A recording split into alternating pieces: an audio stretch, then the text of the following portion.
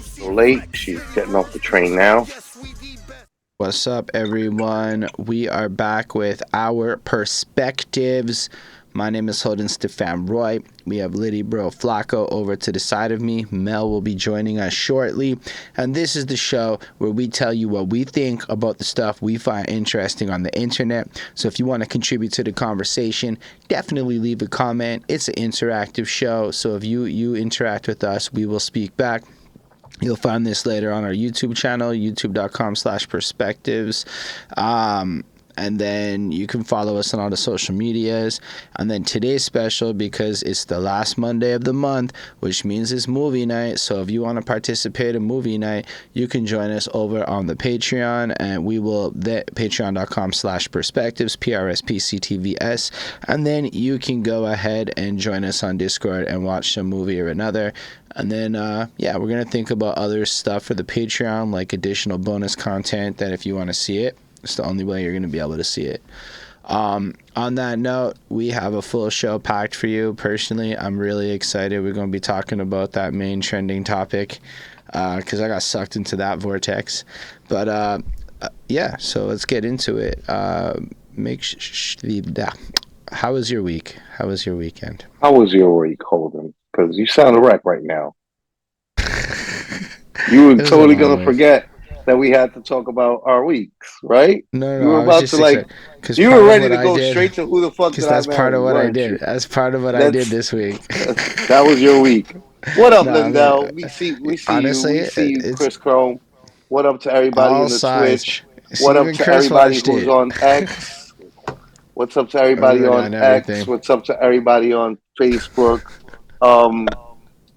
I had a great week. Had Poison Pen's birthday party on Friday. We performed nice. a room.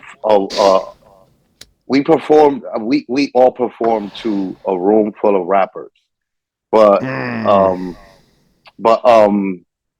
the most legendary New York City underground indie rappers like Breeze Everflowing was in the building. Immortal Technique is in the building. Blitzkrieg was in the building. Sarah Poison Pen, myself, of course. Swave Seva was in the building. It was just a who's who of like New York City underground royalty. So we weren't performing for just anybody. But it was a great time. I hate to speak for other people, but Poison Pen seemed to have the time of his life. He had a great time. Everybody was in the building to celebrate him. And it was a good time had by all. Me, Poison Pen, and Sarah Connor set off the evening of performances with Black. We performed Black to set it all off. And I don't want to toot my own horn, but toot toot, bitches, toot toot. You know what I mean? Toot toot. Toot toot. Toot toot. We had a good time. Everybody said they had a good time. Black is a great track to set off the energy for any like night of performances. So man, it was a good time. I forgot what else I did. Hung out with the bar gang by Yankee Stadium on Saturday night. And I was supposed to do auditions for the Puerto Rican Day Festival on Sunday, but I didn't.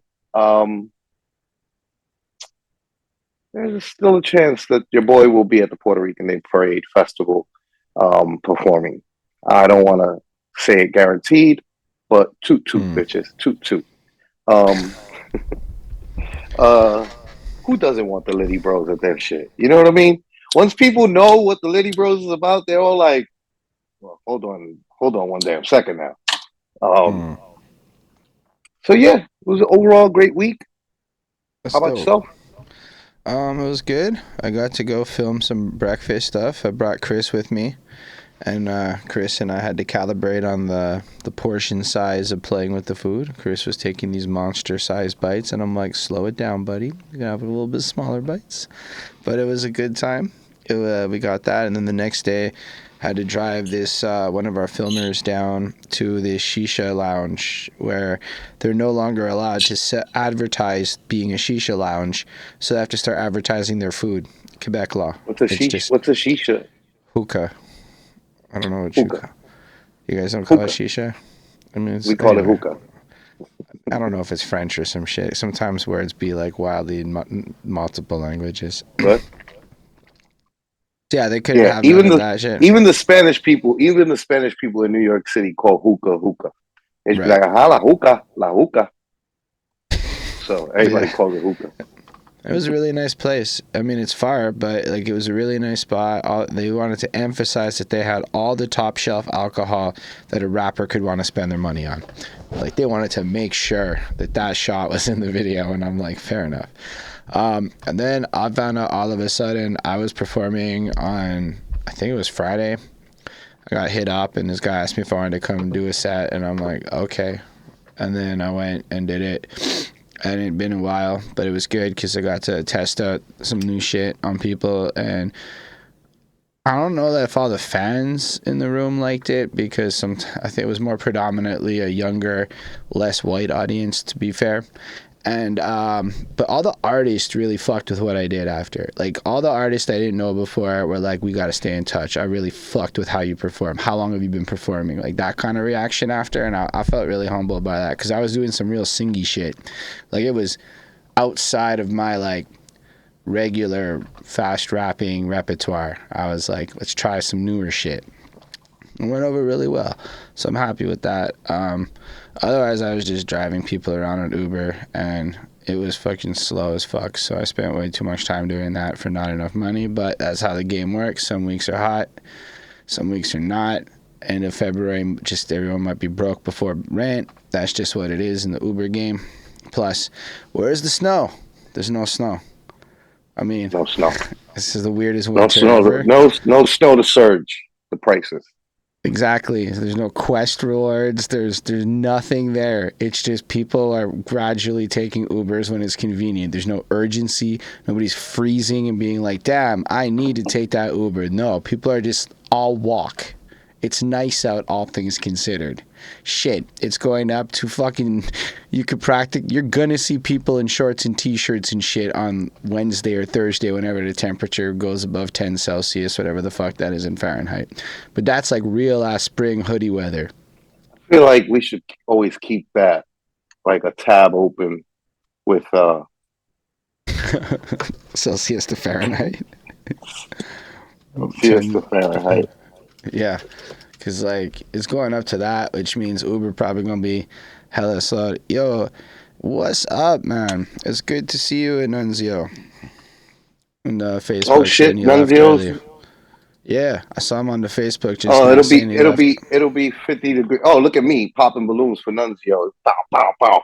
Bow, bow, bow, bow. Shouts to Nunzio. I saw him on Friday too. Another legend that was in the amount of legends that were in the building is.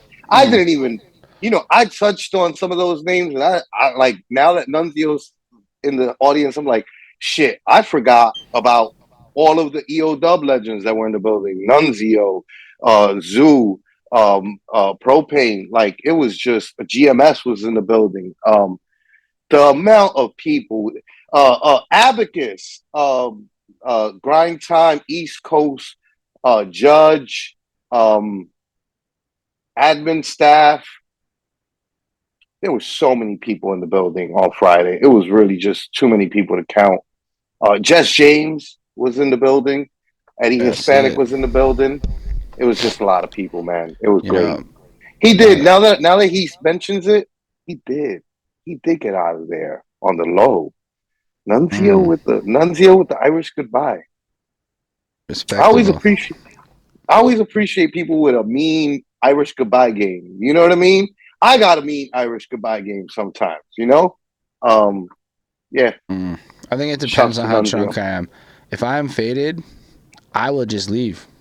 I won't even think twice about saying bye to nobody. The drunker I am, the more likely I am in my own world and not paying attention to my social politeness, which is partly why I don't drink anywhere near as much as I was trying out drinking for a while. I'm good. If anything, I like the mushrooms. I'm good. Those ones I can handle. Alcohol, big mess. But otherwise, Shouts you to know, you then. You should be good on the boys trip. They're definitely all shroom heads now. Hot is a big shroom head. oh man, Troy. So there'll definitely be plenty of shrooms in the building for that vacation. So yeah, no, I'm excited for that. I mean, I'm excited to do shrooms again. I haven't done it in a minute because it feels like I got into like the micro dosing socializing bit, you know, like mm-hmm. Mm-hmm. and not necessarily the all out tripping, but like, you know, Yeah, get yeah. loosey goosey. You barely need anything, last the whole night, and you know, it's like all the fun parts of drunk without most of the embarrassing parts. At least that's my Right. version of it. And Work. then Nunzio saying he did have a half hour to say goodbye to everyone. It's just there was probably too many everyone's to say goodbye to. Each goodbye could take 5 minutes plus. Totally understandable shit. Facts. Absolutely. Absolutely. Yeah, Shouts to you, none. I overall it was gotta a good call him. week.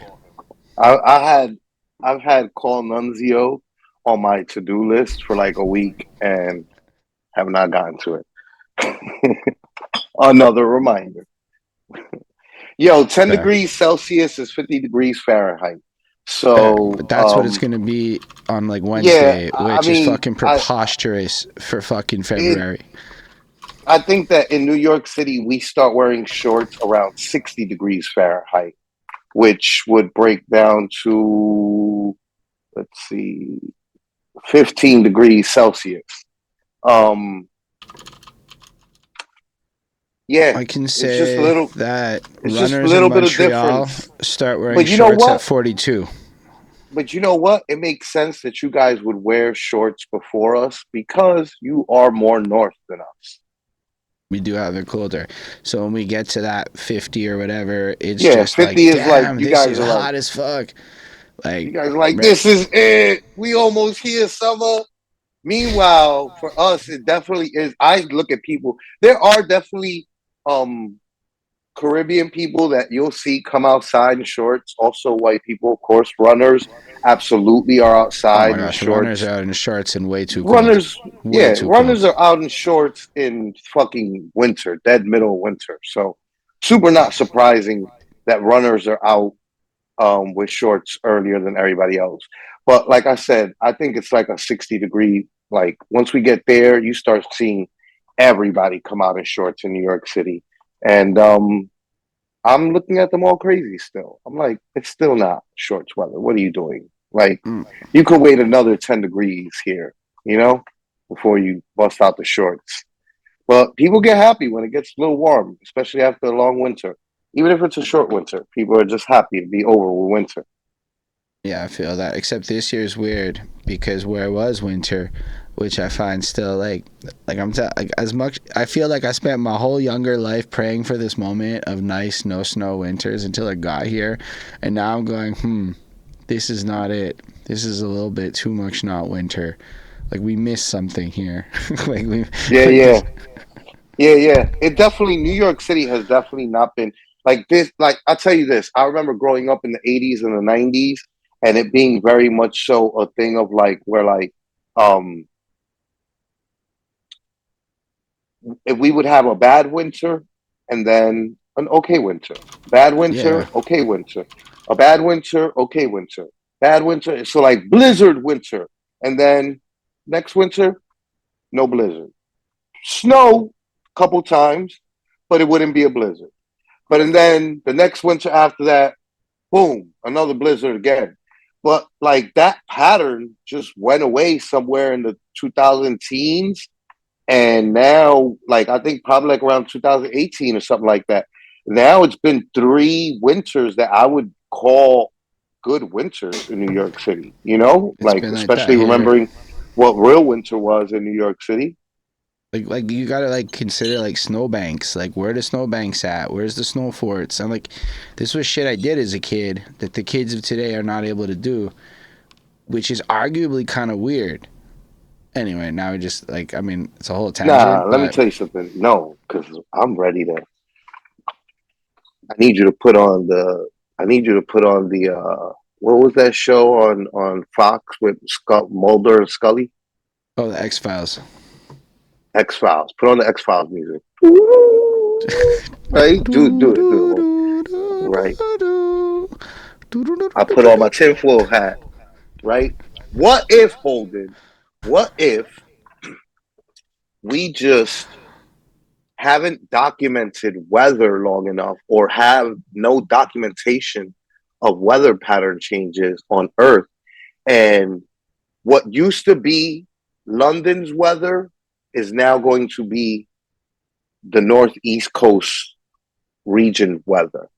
And weather patterns just change around the Earth. So eventually it's summer in the Antarctic and the South Pole, to the point, the North and South Pole, to the point where it's like, oh, this is island life. And then all the other regions are frozen over. You know what I mean?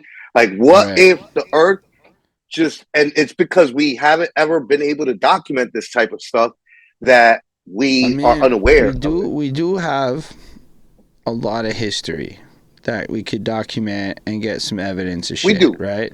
We Like do. enough to be like there was snow in this region or not based on artifacts, like did they have woolly snow clothing and shit like that. Like there's enough evidence to True story. track the last at least 2,000 years, we'll say, right? Mm-hmm.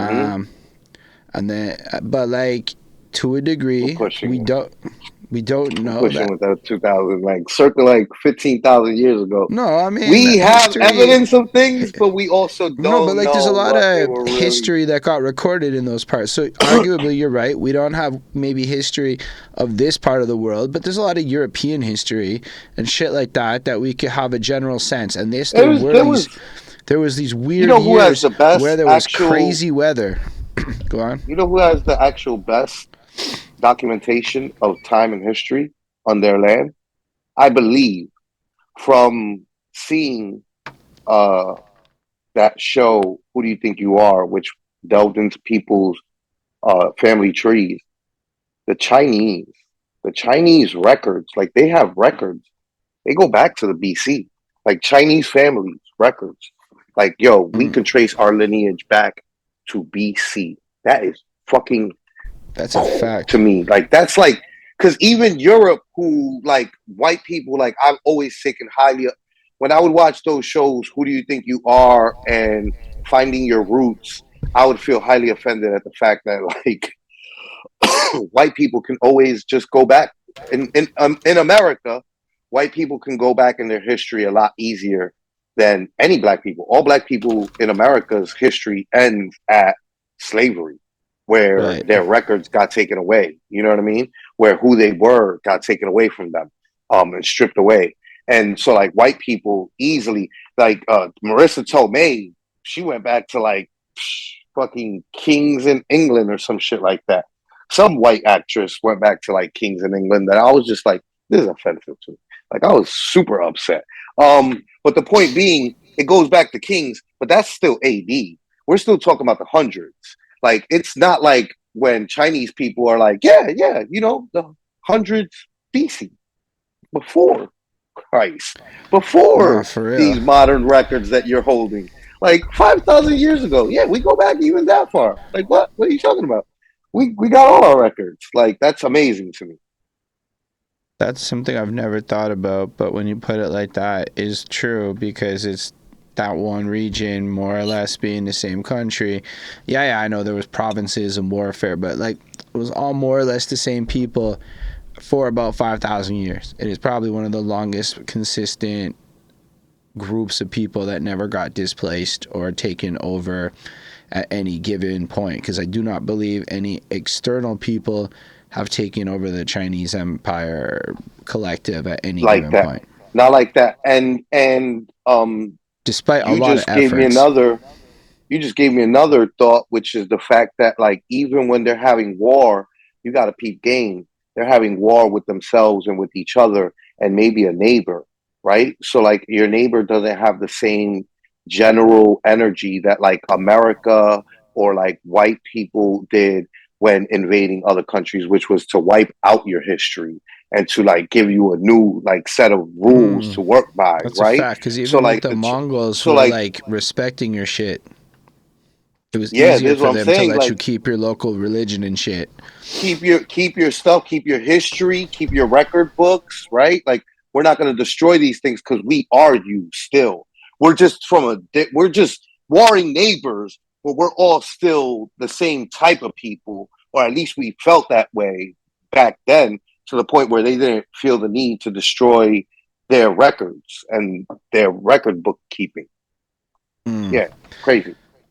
No, that's a fact. I All right, still think that climate change is tinfoil hat out.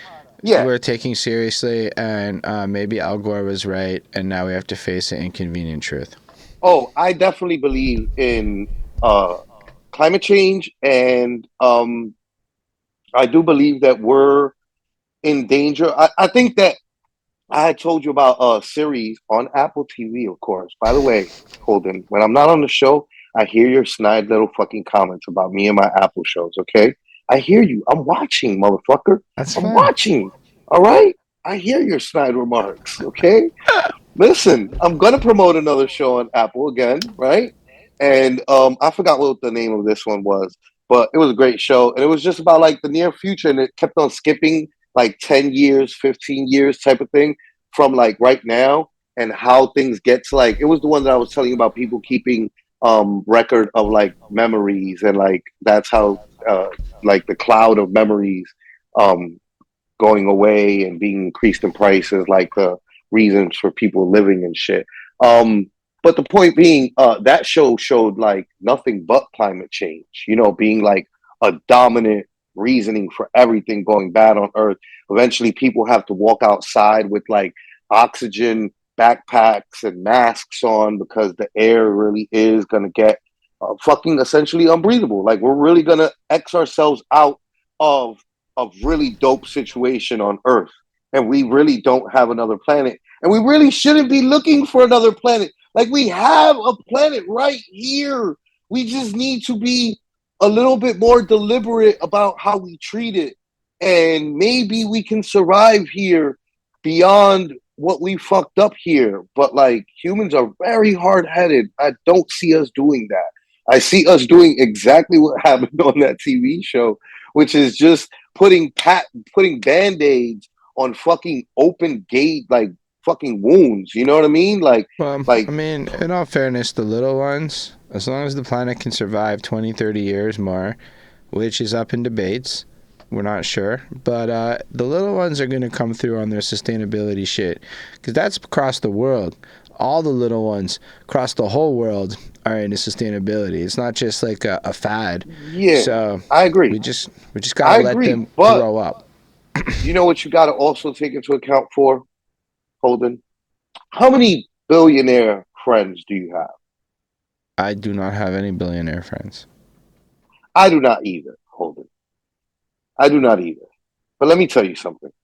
I'm pretty sure that the billionaires are raising their kids to be like, fuck the earth. We're going to make our money and you're going to keep on making this money. And this money is all that matters. And then they start living that life of being billionaires' children. They're going to inherit $1 trillion companies that are fucking poisoning the earth. And they're going to be like, oh, yeah, fuck everybody else. Like, what? We'll just fly to Mars or something. We'll do a settlement, whatever. We'll figure it out. We're billionaires and trillionaires. We run the world. You know what I mean? Like, there are still going to be people that are going to continue, because that's what the show does depict too. You know how like it just does keep on going. Of like, yeah, for the most part, most people on Earth recognize that there's a problem and they want to change it, but there's still people profiting off of the disparity of humanity, Right. and that's always going to be a business people want to be in. Um, Whatever. It's a lot of maybes. Hopefully, though. Hopefully, 100% on both our ends. You know what I mean? I think it's safe to say. I'm gonna speak for you. Yeah. I mean, I'm Um, optimistic that we as a people will fucking figure it out, because otherwise it's going to be bad for our future. And I'm optimistic because maybe Hollywood taught me to be that way. Maybe it's just my nature. But otherwise, we're going to believe we movies. all die, and then people will subconsciously not aspire for change. So I think deep down we have to believe it's achievable so that it can be achieved. But you know, as Gotta time give it goes a on, shot at least. Gotta give and it a shot in at a lot of least. cases, it's like, yeah, some shit's kind of corny, like when they ban plastic straws, but like otherwise are pretty wasteful. But then there's shit like bringing your own bags to the store, where ultimately you just get like this habit that you put into play, and like it's easy to remember, and all these little things over time can have an impact. And the way data works is once you can prove in a smaller population it's effective of having an impact, it will get scaled up to the world really fucking fast. And we're just in a data collection phase of life where a lot of smaller things that don't look like they're going to be impactful are really just being measured. And then in the future will be used as evidence by the lawmakers and people in power. Anyway, we can get into, I guess, Hopefully. the shows. Big hopefullys, big hopefullys.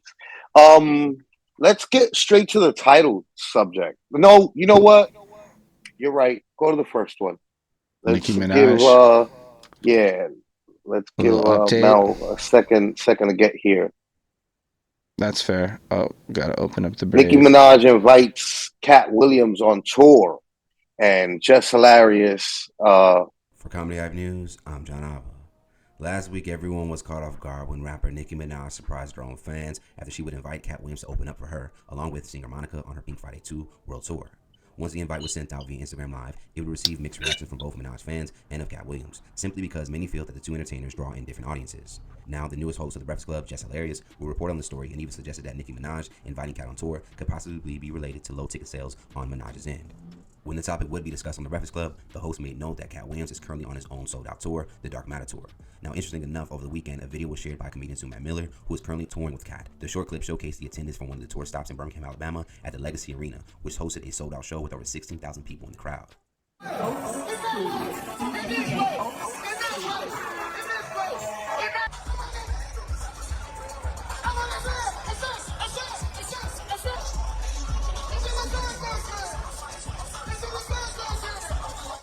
According to fans, this new clip that has just surfaced is even more proof that Katt Williams is a little too busy headlining That's anyone else's. real quick. Pause Now, as that. rumors have continued to circulate regarding the Yo, that is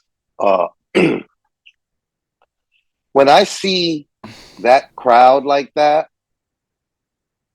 it looks like comedians get to take advantage of space even more than huge artists, right? Because huge artists are like, for don't I wouldn't go away from that, because they did give it No, I like was just even trying more to information visually that come yeah, back to us. right. Um Big artists like Michael Jackson, Nicki Minaj, Celine Dion, Taylor Swift, Metallica, the Beatles, Aerosmith. You once you get to a level where you're a pop artist, regardless of your genre, right? Which is what really pop is, right? Um, you're forced into a place where like you have to have elaborate sets in order to make your show worth the ticket price and also your stardom level. But like comedians aren't forced into that situation. And so like naturally now, not only do you have more space for more seats, but like regardless, it's already an intimate situation. I'm just thinking about how packed it is. You're about to see in the rest of this video, they're gonna show how Katt Williams is a month away from Nicki Minaj at the same venue, right? Like Nicki Minaj and Katt Williams are both performing at the same venue in some southern state, right? And his is a month after hers, and it's already almost sold out, while hers is not at all nearly sold out. And his tickets are more expensive than her tickets. So it's just I'm starting to wonder to myself, like people probably think that like going to a comedy show is more intimate and they probably have a better time at it than they do at concerts. Well, I think that what you're saying is interesting, because I think Katt Williams made himself culturally relevant and therefore is able to be something of a part of an experience. Like you want to experience that show. Whereas if you look at something like what Beyonce and Taylor Swift have just done, they have accomplished probably something that no stand-up comic ever could achieve, right? Like, say what you want about Taylor Swift, but I think she does a 3-hour straight performance with basically no breaks, and that is an incredible feat. That, like, I sold out everything at crazy prices and movies and all this other shit. But I think that the comics have become a voice of truth in the eyes of people that is a completely different kind of entertainment. And we're in an era where we feel leaderless, especially when we look at your election coming up, where it's old guy 1 versus older guy 2. And it's a weird situation. Despite the fact that apparently Biden has the youngest government on average of age of all previous presidents, he's just the old guy. But his government's actually apparently pretty young. So kudos to him for being smart like that. But yeah, so you look at all that and you're looking for these honest people when you know the media's full of shit. It's owned by billionaires or the government.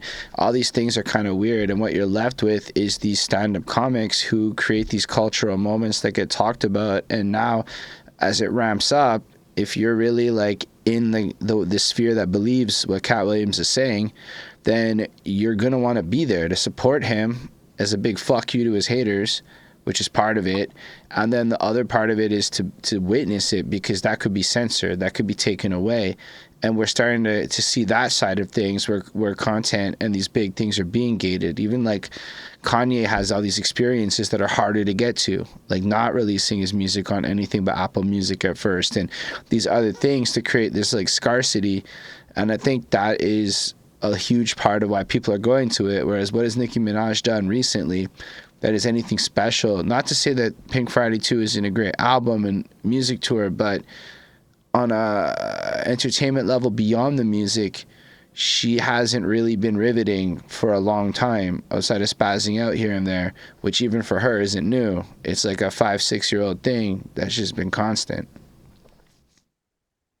Anyway. Yeah, no, I mean, I think Nicki's a particular example. Like, we've got examples of other artists doing better. I don't know if Katt Williams' situation is... See, because Katt Williams has already been touring like that before this moment. And his tours have always been doing good. Like, when Katt Williams is saying what he's saying on that show, on Shannon Sharp's show, like, I have a lot of like, oh, that sounds like bullshit. That sounds like bullshit. But when he talks about his touring and how well it's been doing for years, I don't question that, because I know that for a fact.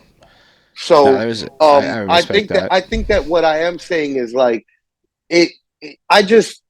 I'm trying to think about the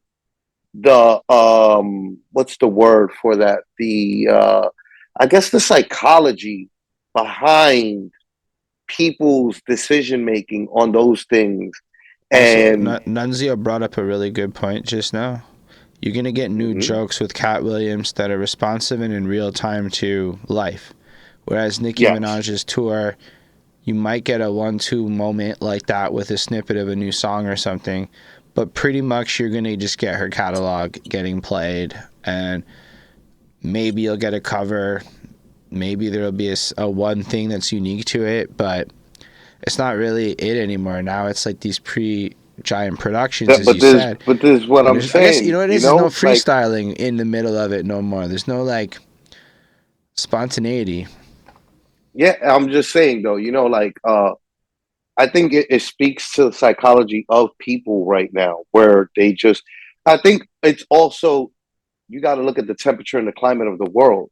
When everything is PC and you're not laughing anymore because everything is murder, death, kill, and sadness, and controversy online, right? And like your only release, I guess, is fucking kitten videos and your occasional, good, you know, yeah, no, they're great, you know, but if those are your only releases, then yeah, it would make sense to me where people would be like, oh, I'm absolutely going to spend $1,000 on this Katt Williams ticket, or this because it's not just Katt Williams, it's Kevin Hart, it's Chris Rock, Dave Chappelle. All these comedians are doing just fine.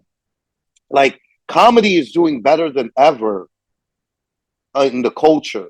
while music I don't think is necessarily like you have to create like Oh, Beyonce's Renaissance moment is a good example of like nah, tickets do sell though with certain musical acts like crazy, like hotcakes, you know? Um I'm pretty sure Taylor Swift's recent tour also absolutely. is a case of that. I think Rabid, she's like rabid, like broken every record with it. upselling of tickets and everything. So like, I do think that like you're gonna have those artists, but like for the most part, when you look at it, comedy is doing better because I probably think I people think want there's to go one out thing and actually. laugh.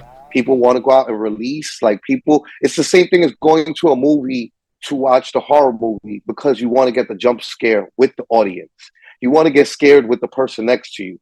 And at a comedy show, people laughing around you makes the infectious nature of the laughter bring out your own laughter. And people want to experience that together, probably more so nowadays in the climate socially that we're in, and with politics being so prominent in social dynamics, where like back in the days it wasn't, and things just seem a little bit more less kiki ha ha, and I think that that's to the advantage of comedians. But I will add one more thing because I think a lot about lore, and I think that musical artists struggle a lot with compelling lore, whereas almost a staple of every famous stand-up comic is that they'll spend a year popping up in random local pop-up little events for free and test out material. So if you're a fan of comedy and you go to your local comedy club long enough, somebody famous is going to come through and blow your fucking mind out of nowhere.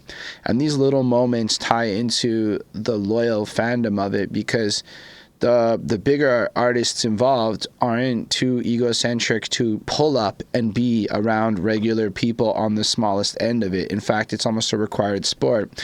Whereas with music, once you hit stadium level, there's no fucking way you're going to the open mic. You know who comes close to that for pop level of artists? J. Cole. Mm. Like his fans really do appreciate that he's this bicycle riding, fucking regular degular, fucking Crocs wearing He had guy no that does, spectacle at the Bell Center.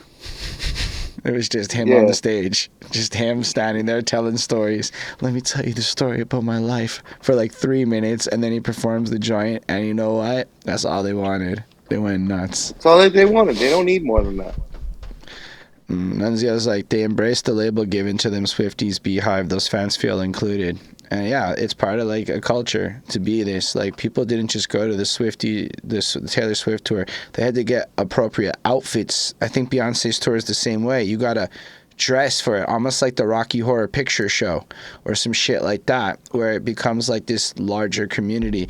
And I think comics understand, and because of the real-time nature of a comic set, you can always be reacting, whereas music's slower. Music's like a YouTube video, and comedy's more like TikTok. That's, I guess, the way Yeah, I'm gonna leave it. word. Um, Let's I don't move know. on from it. Let's go to All right. Benzino crying on Drink Champs. Poor Benzino, Mm, man. Poor Benzino? I don't know. Is it poor Benzino? A no. lot of people, I've seen a lot of people, a majority of people, black and brown in my timeline on my social medias are So it all looks like very Benzino much has had a of change of like heart when it comes to.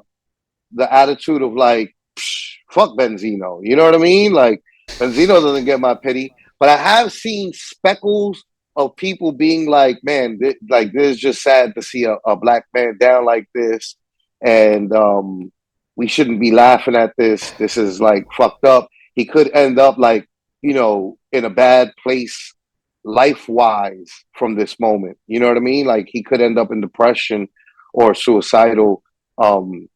Hopefully not, behind this. And some people like speaking like that. But for the most part, most of the people are like, man, fuck Benzino. I Like mean, this is what he he did chose for not make himself. it easy. He didn't make it easy for him. He had all the warnings in the world to stop or slow down, but he wanted to be the drink champ, as he put it. Word, you're And talking about the show in particular. I watched a whole episode because I was Yeah, yeah. curious and I saw it became like buzzworthy. And yeah, no, like that's why when he's crying at the end, you're just like, bro, I just watched you go off for like Like, you were wasted an hour in. Mm-hmm. And An then hour in, he was wasted. 2 hours and 45 minutes is when he breaks down. It's like right at the end. Yeah. Anyhow. Now, I mean, I knew that was gonna happen because he was drinking all that brown. Like, that shit does not ever end up in a good place. That always ends up in a I wouldn't have crying listened. or crying or fighting place. That is what brown does to most people.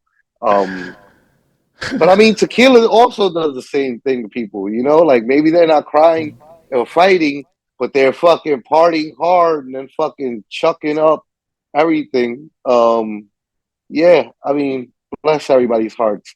I don't know. Personally speaking, for me, it's very much like I don't like Eminem, so I'm all for Benzino shitting on Eminem, and like it doesn't take away from the true things he said about Eminem. You know what I mean? No, it Like doesn't. this is a guy that does have a whole mixtape talking shit about black people. You know what I mean? Like you can't erase that. You can't like there's no amount of laughing at Benzino that's gonna take away that truth. You know what I mean? But is there an atonement for it? Like, just on An the flip atonement on side? Eminem's part. Yeah, because, like, this is Yeah, something he no, I think acknowledged. listen, He has if you were to apologized tell for me, it. I It's never been like, speak for I never speak for all black people. You know what I mean? Like that's some like absurd shit. You know what I mean? Um right. uh I think that each their own, and yeah, they're like Eminem might have already atoned enough in some people's eyes, you know? Right. And I'm not saying like So he's perfect or anything. I'm just saying, let's say you do some shit like that when you're like 17. Is that something that should be stuck to you for the rest of your life? Because that's one of those things where I do believe that you should have an opportunity to redeem yourself. Otherwise, a lot of people be wildly condemned for life type of thing. And I don't know. I'm not saying Eminem redeemed himself, but you know, I think the path for coming back from that should matter.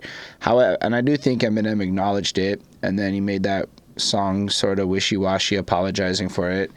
I don't know, but yeah, we could yeah, play the video. yeah, we should play the video so people can get context. Eminem. Hey, it's Asia Sky for Hip Hop DX, and get this. Benzino has had a momentary change of heart when it comes to his hatred of Eminem, declaring that there is a place in rap for the Detroit legend. During an emotional episode of Drink Champs, Benzino started out by doubling down on his past disdain of M, reiterating his opinion that he won their most recent battle, and asking why Eminem failed to respond to his latest diss. However, a few moments later, a visibly intoxicated Benzino was nearly moved to tears by the effects of the alcohol and reflected on how his beef with Eminem has escalated. Man, like, come on, man. Enough is enough. Bloggers and all that. I don't give a fuck. I've had more money than all you niggas. I have more money than all you niggas. Y'all can't tell me shit, but I'm still from Four Corners. I'm a street nigga. I barely graduated. My mother's dead. I love my mother. My mother's the only person that really loved me in life. Oh my Hip-hop was giving God. us, like, come on, man. Come on, man. Come on, man. All this beef and all this bullshit, these people are laughing at us. Come on, man. I love Dave Mays. I love everybody. Really. I got pride, too. I didn't want to go out like a sucker. I love everybody, man. Eminem ain't no bad person. He belongs in hip-hop. It's a big racist problem in America right now, and Eminem could probably stop half of it. Like, bro, like, listen, all you gotta do is come to the table and That's the message. That's the message. Fuck all them. Look, But that's the That message. for sure. That for sure we is don't the need truth. that. Let's just use our common sense. Like, hip hop was given to us niggas at a time where we was done. And it put pockets in the niggas who just came from jail. Like, Free Young Thug, they're using lyrics against us. I love Young Thug. Y'all gotta understand, like, if we could come together and be on the same page. Let me tell you something. There's my Eminem fans that hate me so much that I could be the next nigga that get assassinated. Every person, no, just chill out. Let me just, every person that speaks up for black culture on a major level got assassinated. 58 years old, none of my niggas made it to fucking 38. I'm from Boston, bro. Nobody lives this long. I don't care about it. Hip hop, God gave us hip hop to save us when crack and drugs came and destroyed us. All I'm saying is, man, I'm not the enemy. All I'm saying is I believe in God. And there's no gray area between black and white. It's just right and wrong. I don't hate Eminem because I don't know him. I don't hate white people because my father that I love very much turned me on at 12, 13 to deal with Irish and Italian people and sell drugs. And I looked at these people as great men. I got stabbed by a white dude in Boston Tech my first year in high school because of race shit in Boston. All I'm saying, bro, I lived through this too long, man. And it's like, white and black people, hip hop brought us together, man. Like, I don't hate Eminem and I don't hate white people, bro. All I'm saying is like, black people who think you so arrogant and think y'all celebrities and better than everybody. Everybody just gotta chill, bro. You gotta understand that white people came to this country and established it, so it's theirs, common sense. But if you wanna like really be cool, don't think you're better than the next nigga. You ain't shit just like the next nigga in their eyes, but you a Don and a king in our eyes. Let's build each other. What do you think about Benzino's latest remarks on Eminem? Let us know in the comment section. Do you remember when he was like, they're like, bro, be careful with the microphone. And he's like, y'all are rich. I know you got a whole bunch of them in the back. I mean, listen, he's not wrong. He's not That's wrong. a fact. Like, let me tell you something. If we were EFN and fucking Nori, I would absolutely look over at you like, he's right. Like, chill out. Let him break the fucking microphone, bro. Like, if guest number 180, after we've made millions of dollars, finally breaks a fucking microphone, like, bro, not also, through use, it gets replaced. Like, it gets broken. Finally, one. No big fucking deal, bro. Also, Shores are pretty fucking indestructible. I knocked this guy over fucking multiple times a week and I've had this in my, let's say 8-9 years. These guys can take a beating. As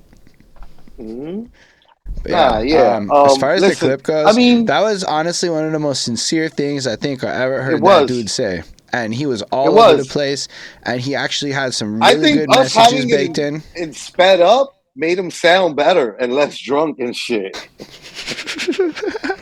But he was, like, I was like, why does he almost sound sober right now? Like, these almost sound like actually quality cognitive thoughts, even though I know he's drunk and this is the point when he was like broken. But like, yo, he made a lot of sense still, even in that like super wasted state. Him saying the thing about like Eminem could help with the racism problem in America right now is like absolute facts. You know what I mean? He would have to. He tried and failed and got roasted for it. He tried and failed because he got roasted for trying and failing in a piss poor attempt. You know what I mean? Like, don't make it a rap thing. Make it a genuine from the heart thing. You know what I mean? Right. Like, fucking get out here on a campaign trail type shit. Like, take some money out your fucking... honestly, like he did back in the day go on like with the vote or die shit. Talk to people. Yeah, like, go hit the streets, man, for real. Like, the people need to feel you and touch you. And, yeah, you might have agoraphobia or whatever the fuck you got going on. But, like, you got to get out there. You got to fucking... Like that, he could even just go the TikTok live route. He's literally one of the few people who is like a hero to a lot of these racist kids that are getting drawn into all this fucked up Trump shit. You know what I mean? And like, I don't think that he'll have that impact to be able to do something like that for very much longer. If he even still has it, to be perfectly honest with you. Because there is a detachment level. There is a lot of young white kids. There's the guys young white kids don't give a fuck about Eminem. No, young white kids give a fuck about Jack Harlow and fucking Lil Peep and fucking just a litany of white artists that they can relate to more than Eminem. Like the one who made Ben Shapiro famous recently is another one that unfortunately kind of took the racist white Eminem fan audience over. And it's unfortunate how famous a lot of these guys are, because here's the thing. A lot of them are really smart business-wise and do direct-to-consumer sales. They don't worry about streaming. They really just... And so they make enough bank and they cultivate this super loyal audience because they... have this like ideology thing. Like, look, if you are a racist fucking scared of snowflakes rapper who hates anybody that raps about drugs or anything outside of your lower middle class white comfort zone, then certain people really do represent you now, and you're gonna go give money to them out of spite. And that's how certain songs get to #1 on the iTunes chart while having astronomically smaller amount of streams, which means people were buying that shit. They're not listening to that shit, but end of the day, artist is laughing on his way to the bank and makes more of that bullshit. And Eminem just kind of let all these fans kind of trickle over to these other places rather than really cultivating it because he want to be a rhyming dictionary these days. Yeah. But yeah, listen, I think, man.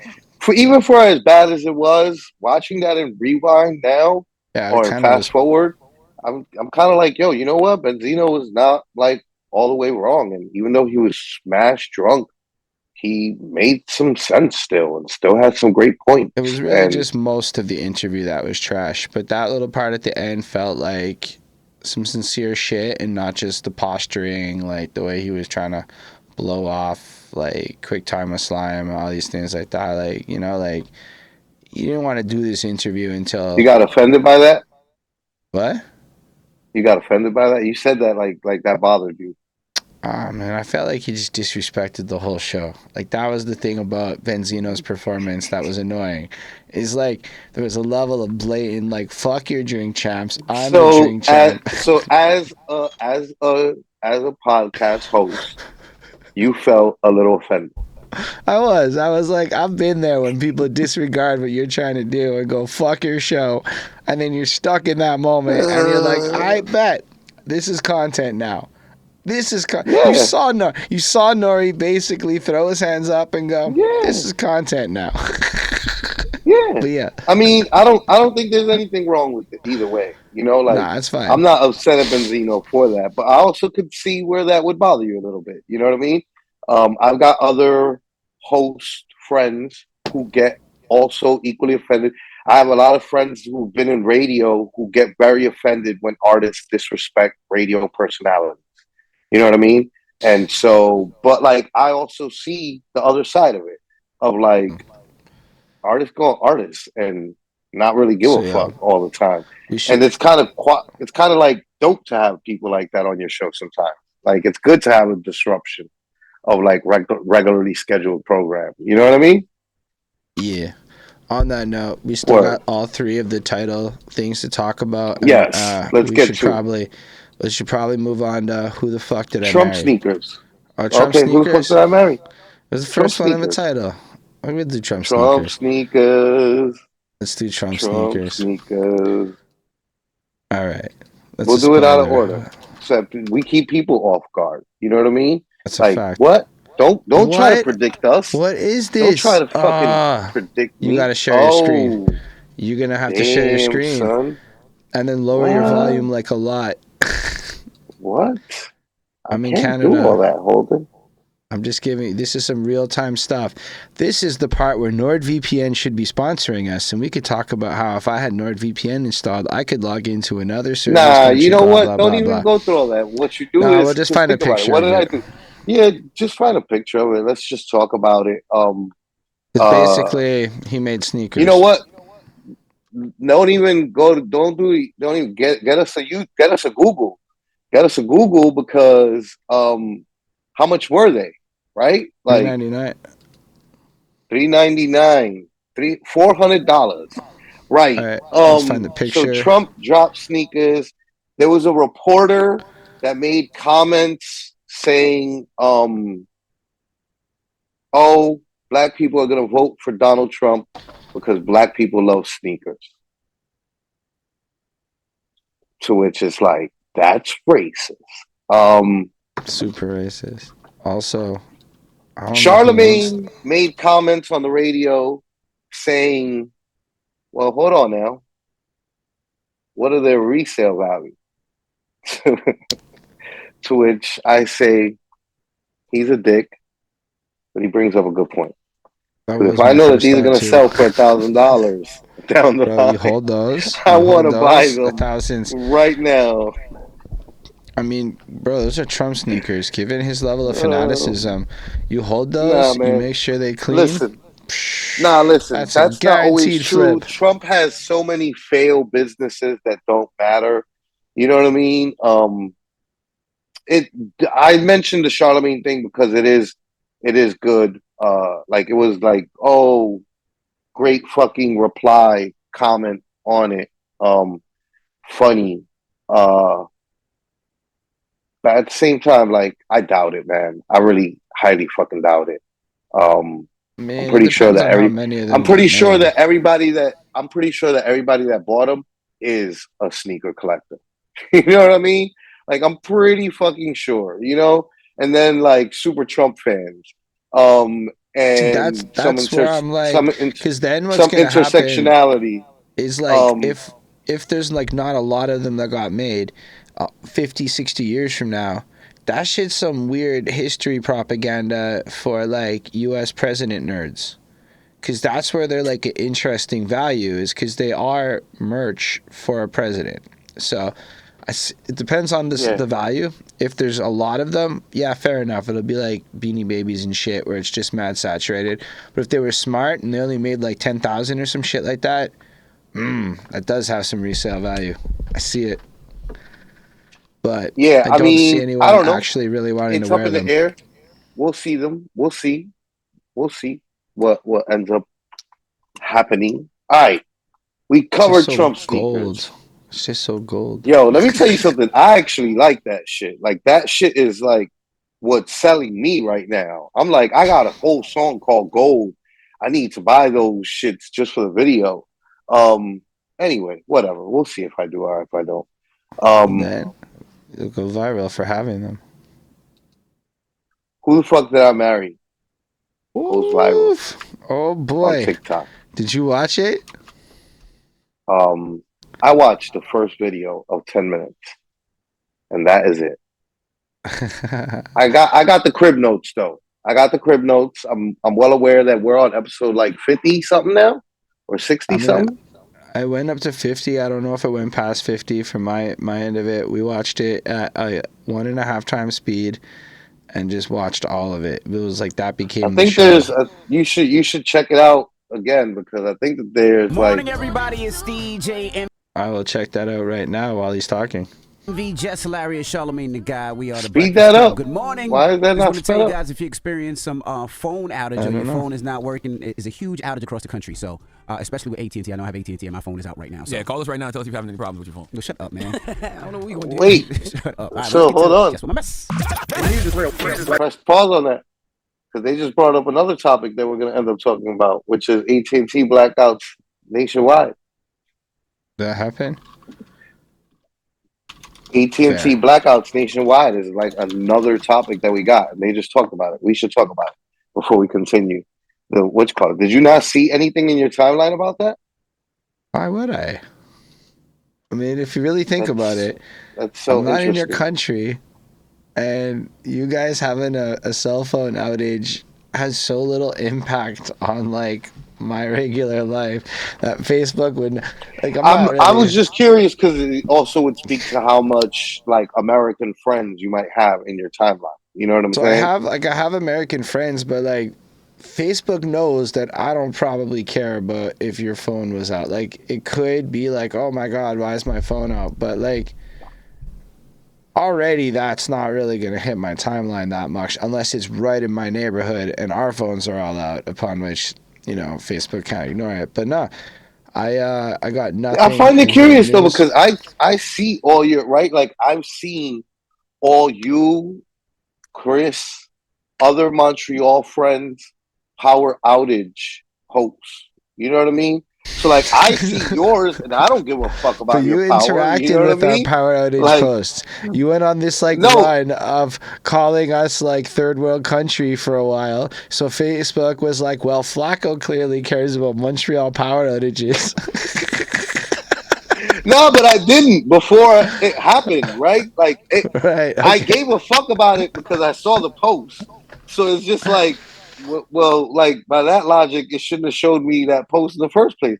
So I didn't give a fuck until I saw the post. And then when I see the post, I'm like, oh shit, you know, there's a joke to be had here. You know what I'm saying? Like, maybe Facebook I'm never going to be the like guy that lets a joke go. You know, like I'm always going to be like, oh, look, the thing.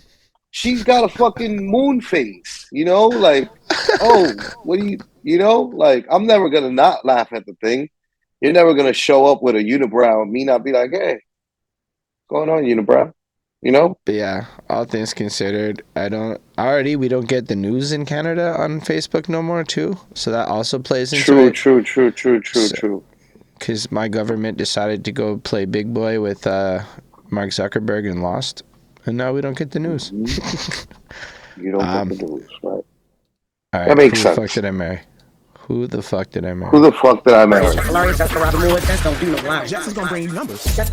Also, shout out Nunzio for saying they downloaded everyone's info into an AI Swirling around program. social media, has been on every blog site. Started on TikTok. Her name is Risa Tessa. She has a viral story. Who the F did I marry? All right, so this is the story about her ex-husband being a pathological liar.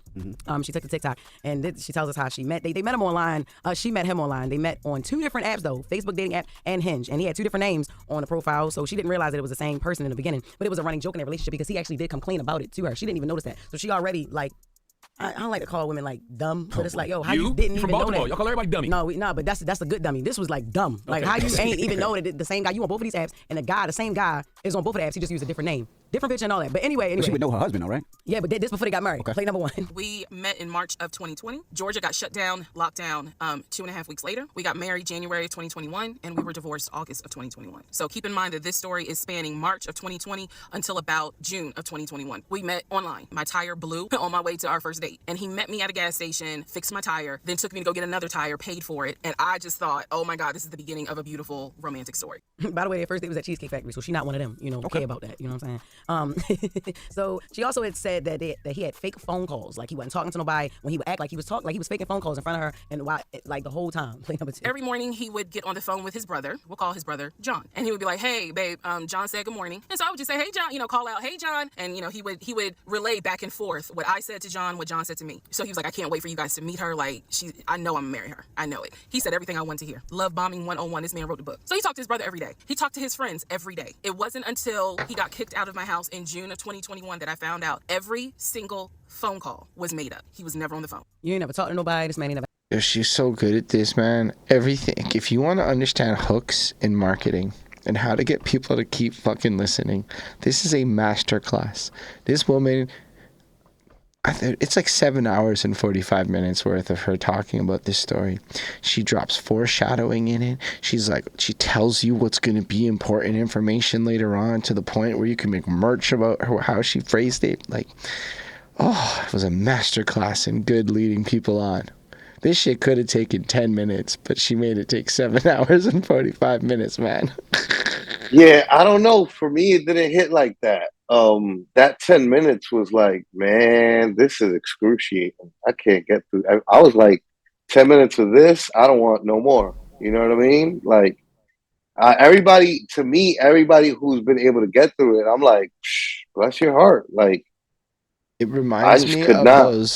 those ads when they're like 45 minutes long and they're supposed to give you the 3 secrets to success of marketing, and literally every minute is like, and now we're going to kind of get you, look at this proof over here, I got this graph and I'm going to explain this graph to you, and all you got to do is hold on a second, do you want to get rid, and they just keep pivoting and changing. Like, that shit's art to me.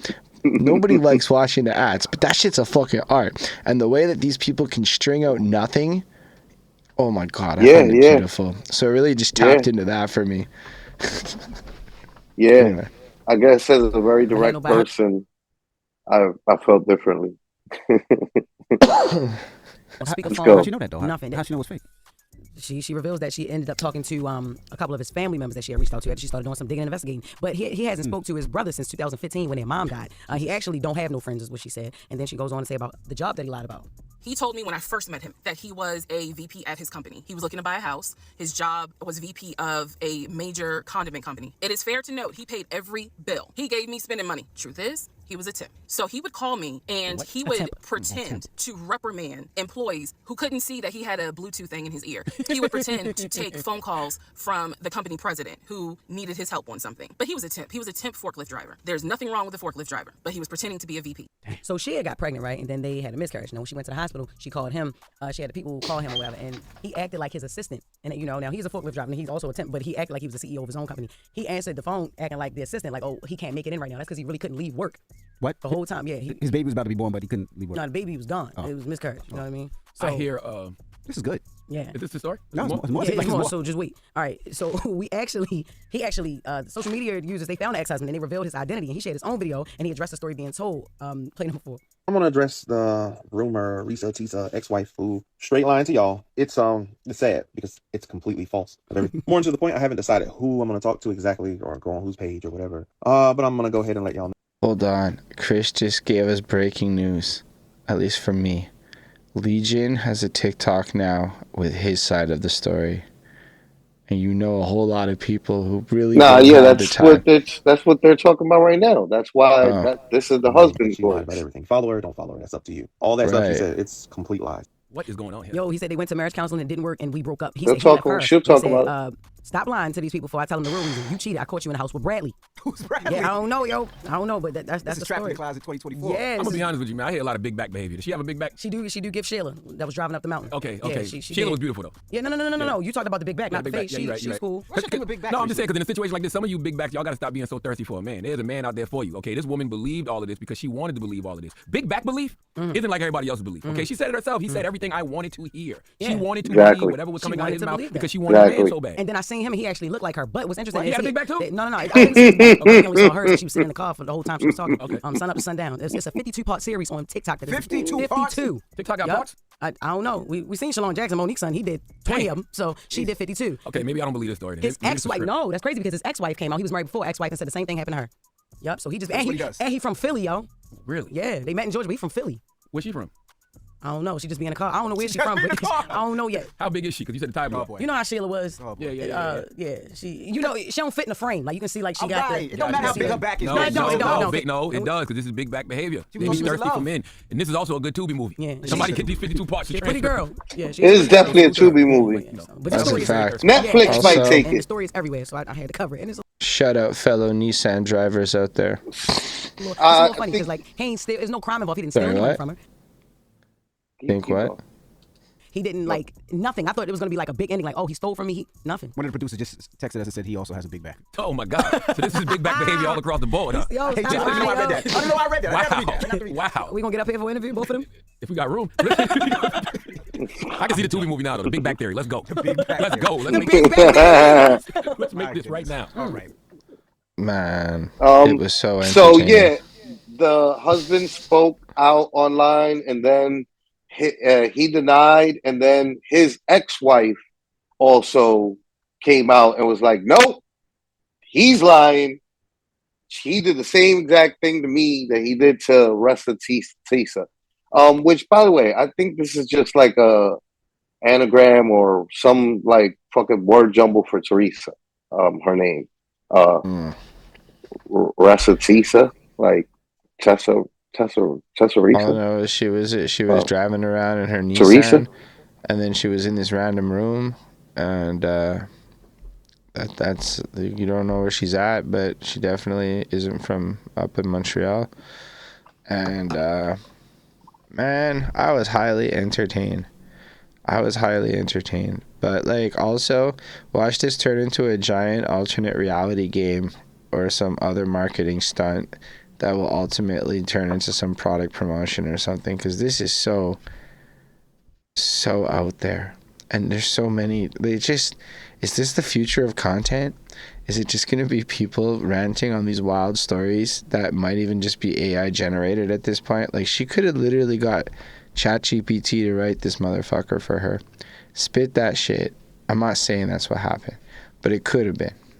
And Yeah, I it's a think there's wild too many little rant. people involved in it now for it to be that. But I can imagine the day when we get one of these type of videos and the video itself is AI. Because something That's that has so been close, man. being covered, that's something that's been being covered on all my videographer channels is how far AI video came since just last year with the crazy Will Smith eating pasta video to like Yeah. now Yo, where the video is. This is perfect timing for Mel to show up. But like they've been showing on those channels like the crazy, like, oh, how far they've gotten with AI.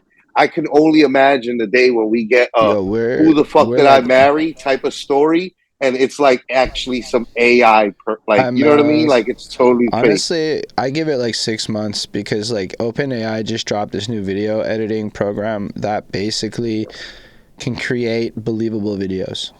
Believable. That's what I was talking about. Yeah, I was just shouting out OpenAI, you know, the AI company. Anyway, Hey, Mel. Hi, Melz. Mel has just joined us, fellas. It was Everybody like in the whole thing. everybody in the chat. Mel's just joined. Mel's, listen, you joined at the perfect time. We both, me and Holden, just gave our opinions on who the fuck did I marry. I gotta see that. You haven't watched it? Why don't you tell us your thoughts? No, I didn't see it yet. Word. You gotta check it out. I'm sure we will end up covering it again next week or the week after. There'll be some follow-up news. It is viral as fuck. It's basically, I'll give you like a like synopsis the way that I would if we was at the bar and I was trying to get you to watch some show or some shit like that, right? But it's basically some story on TikTok from this young black woman from Atlanta, the general Atlanta region, somewhere down in Georgia. Yeah, it was Atlanta. And she got married to a guy, and like it was all a lie. It was all a dream. Oh, you talking about the girl that said she got scammed or some shit like that? Yeah, and it's like a 50-part TikTok video story, and each video is like 10 minutes long. I couldn't do it. It is 7 hours and 45 minutes. Hot's been on Facebook bragging about done it. Hot's like at episode 48. I'm like, I don't know when. I'm he surprised. Completed the mission, I think. Melz, we had a whole episode when we had a podcast together about how this man doesn't watch no movies. He's never watched Independence Day with Will Smith, but he sat there and watched this woman's whole 50-part movie. I mean, talking. It's not even a movie. It's just her talking on TikTok for 50 videos, 10 minutes at least a piece. So good. You know what, though?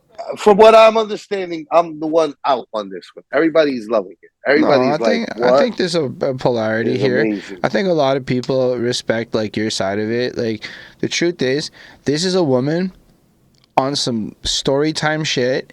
It's just that if this story is true, it is one of the most preposterous things you've ever heard, because the level of effort this man put into lying to her was like, if that guy had applied to anything else in life, he'd be fucking goated. But he's the goated liar at this point. And it's like, you don't get good, believable, this motherfucker was so crazy. Because it wasn't like he was beating her or nothing. He was just doing shit like calling up and having fake phone calls at the car dealership. He was. Mental abuse is arguably just as bad, if not worse, than physical abuse. But you know what I mean? Abuse is abuse. You know what I mean? That's a fact. And he would do things like go to like the Audi dealership with her and act like the company was going to buy her a car, call up people, act like money's getting wired. They'd be in the dealership. They'd be pulling out the whole paperwork in the process, test drive everything. And he would go through this level of commitment to convince her of shit. And then he was just, everything was a lie. Everybody that he talked to was made up. It was. How long was they married? A year and a half or some shit. No, she said they got married in January of 2020, and they were divorced by August of 2021. So then, a year and a half or something like that. It was about a year and a half, the whole fiasco. Like, they met online right around when COVID started, and then they hibernated together. Or I think it was a year. Maybe she said August of that same year or September. I don't know. It definitely is a short time. And then it was a crazy story. The last 3 months, she kicked him out. She also, at the end of the story, the husband got online after all her virality, because she's beyond viral right now. Like, she's got like millions upon millions of views. I put it to you like this. The story, video number 1, part 1, had almost close to like 900,000 shares to the video when I went and saw it. So that was close to 1 million shares. So if you got 1 million shares, you got tens of millions of views. You know what I'm saying? She The is engagement gaining is hundreds crazy. of thousands of followers a day right now, and arguably she is set for fucking life. And then the dude, so then after it went viral, the husband went online and called her a liar. But and then dun dun dun in breaking news, the husband's other ex-wife came online and was like, nope, he's the liar. He did the same shit to me. This fucking dastardly scoundrel. So it's crazy. And it was like 10 years before. And there's definitely a whole other wife that could still appear. So there's still a whole other wife in the equation, ex-wife. And so it's juicy. I'm telling you, like, it was juicy. It was like a I think that people that love T were definitely into it. I love T too, but I don't know. I guess I gotta like be into you in order to, like, when I saw the first video, I was just like, man, she just gullible. She got gullible written all over her. Like, I'm like, she would have gotten taken for a million rides in New York City. Like, what are we talking about? Like, come on now. You know what I'm saying? Like, yo, when I see people like that down south, I'm like, yo, bless your heart.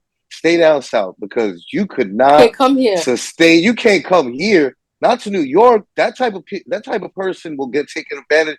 You get so taken advantage of that you'll be headed for the hills. You like New York chew up and spit you the fuck out. So when I saw it, I was just like, man, bless her heart. Let me. This story ain't for me. You know what I mean? But also, Hot loved the story, so it's debatable. It's a flip of the coin, sis. You know what I mean? Sometimes you're gonna agree with Hot. Sometimes you're gonna agree with me. Go check out the first video and see if you're into it. But don't just watch video 1. Give it like a solid videos 1 through 3. And if you're not invested after 30 minutes of this shit, my man's asking for a half-hour commitment. Like, yo, that's strong, Holden. You're coming on very strong right now, I'm telling you, it's that good. You're already asking Melz to commit 2 hours of her life to you a week, and now you're trying to up the ante to 2 hours and a half. This is for you. This is a gift. It's a gift. Coming from the guy with Grimy on his hat. Yo, it's a good brand. I fucks with Grimy. I think it's fire though. You got that. GrimeyMCL.com. Y'all can cop that shit. All right, so we had talked about, just so that you're caught up, Mel. We talked about Trump sneakers already. Damn, I missed the gold joints. $400. You missed the gold joints. I mentioned how the racist reporter was like, black people will love them. They love sneakers. Yeah. But then Charlamagne got on the radio and was like, well, hold on now. What's the resale value on them? And that's pretty funny too. My God. Did y'all talk about Wendy Williams? We talked about Wendy Williams. No, we didn't. We're about to talk about Wendy Williams. I was just literally prepping that right now. So perfect timing, Melz. Like, whoever is around her needs to be fired. All right, let's play the video, and then we'll get into it. Wendy Williams has revealed she's been diagnosed with primary progressive aphasia and frontotemporal dementia. This news comes 2 days ahead of the release of what is promised to be a revealing Lifetime docuseries centered on the former talk show host. A press release sent out Thursday claiming to be on behalf of Williams and her care team said that she received her diagnosis in 2023 after undergoing a battery of medical tests. Aphasia is a condition that affects the ability to understand or express speech, while frontotemporal dementia, or FTD, is a progressive disorder impacting behavior and cognitive functions. According to the statement in the press release, aphasia and FTD have, quote, already presented significant hurdles in Wendy's life. The statement was sent out 1 day after a People magazine cover story revealed that Williams is currently living inside a facility under the financial control of a court-appointed guardian, as her family has been essentially shut out of her life. Her sister Wanda Williams and niece Alex Finney shared that they cannot reach Williams directly. The Hollywood Reporter has learned she is only reachable by her guardian, whose identity is not revealed in the upcoming Lifetime doc. Following the press release about Williams' diagnosis, Lifetime told THR that Williams' family had no comment, and that they were not aware of the origins of the statement or that it was being released on Thursday. On February 24th, Lifetime is set to debut Where is Wendy Williams?, a 2-night docuseries that began filming Williams following the June 2022 cancellation of her hit daytime talk show. They stopped filming her when she checked into the facility in April 2023. Williams had been remarkably candid as she struggled with her health and addiction over the years, but her condition in the final days of her talk show and after remained a mystery. In the docuseries, her manager, Will Selby, says that she has cognitive issues, while her son, Kevin Hunter Jr., says doctors told him she was suffering from alcohol-induced dementia. The statement in the press release concluded by saying, quote, Wendy is still able to do many things for herself, but most importantly, she maintains her trademark sense of humor and is receiving the care she requires to make sure she is protected and that her needs are addressed. She's appreciative of the many kind thoughts and good wishes being sent her way. For much more on this story and the latest updates, go to... Yeah, so that was the first news that like I wanted to cover, which was like separate than the documentary. The documentary is the next Right. link in Well, let's talk the about thing. this, and then we'll But do the next link. the dementia thing is like it's crazy because Bruce Willis does have that, and he's clearly already affected by it as well. Like that's why he's not doing movies, from what I understand. Like that, his family is like taking care of him full time, and like they're not like I think one video got out there, and like it was the family deliberately just like letting it be known, like yeah, this is how sick he is, and like but like we're taking care of him. It's bad. And There's no yeah. cure, eh? Like once you get dementia, it's just kind of it, and then your mind just kind of goes. But what were you saying about the people around Wendy Williams before Melz? I feel like the people around her are using her. Like, it's no way in hell if my mom was going through something that traumatic that I'm putting her on in front of a fucking camera. Like, make it make sense. Right. She looks like she's escaped from the fucking morgue. Yeah, she looks crazy. Like, she don't even look like herself. And it's like, now all of a sudden, a documentary. For what? I mean, I definitely have seen that sentiment and heard that sentiment when I went on Spaces. Most of the black women that were like speaking about it were like, yo, just like, yo, this is fucked up type shit. You know what I'm saying? Yeah. Like this is fucked up. The other half is like kind of like a mentality that I keep a little bit, which is like, this is karma to Wendy for like Agreed. all the dirt that she did throughout the years. But that doesn't stop me from saying this is still ugly. You know what I mean? And it's rough when anybody famous has a downturn like this and it's blasted for the world to see. That's like the saddest part of it, Like it just especially knowing somebody's making $1 off of it. Yeah, and she doesn't seem like she can really consent to the situation if she really has dementia and she's really struggling with addiction, and we're really all about that mental health the way that as a society we claim to be. It really seems like we need to stop preying on celebrities and their downfall, even if ironically their whole job was to prey on celebrity downfalls. That might be the case, but like really it's still sad that like there's such a market to profit off of this docuseries, and what's really gonna happen is people are gonna watch it. There's gonna be a million fucking YouTube videos created to cover it. There's gonna be a gajillion TikTokers. People are gonna make merch off the situation. People are gonna buy the merch that got made off the situation, and all of it. And just cause bro, you know what I just thought about? What if like somebody who like she threw dirt on their name back in the days is the reason that this documentary is out? Like, imagine if some like enemy of Wendy's is the reason that this documentary came out, paid the family member or whoever it is, management that needed to get paid, to like have it come out from like that Billions show. That's crazy. That would be. But I could see that also being a truth, where like there are some people that might feel that way. We're like, nah, we want to see her go through it. Fuck that. You know what I'm saying? Like, I'm pretty sure. Like, I don't want to put things out there like that, but like, look, man, there's so many people that like when she put out the news about Method Man's wife having cancer, when he didn't like, she was trying to have her privacy.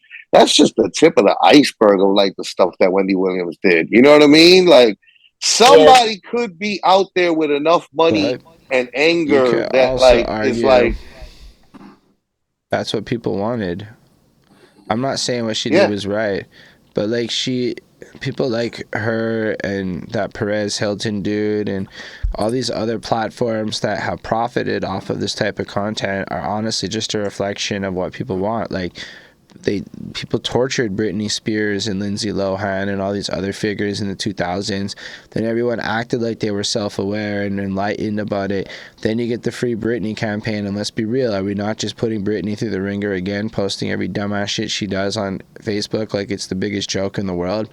Literally the same people that fucking were like, leave her alone, are the same people who torture her still to this day.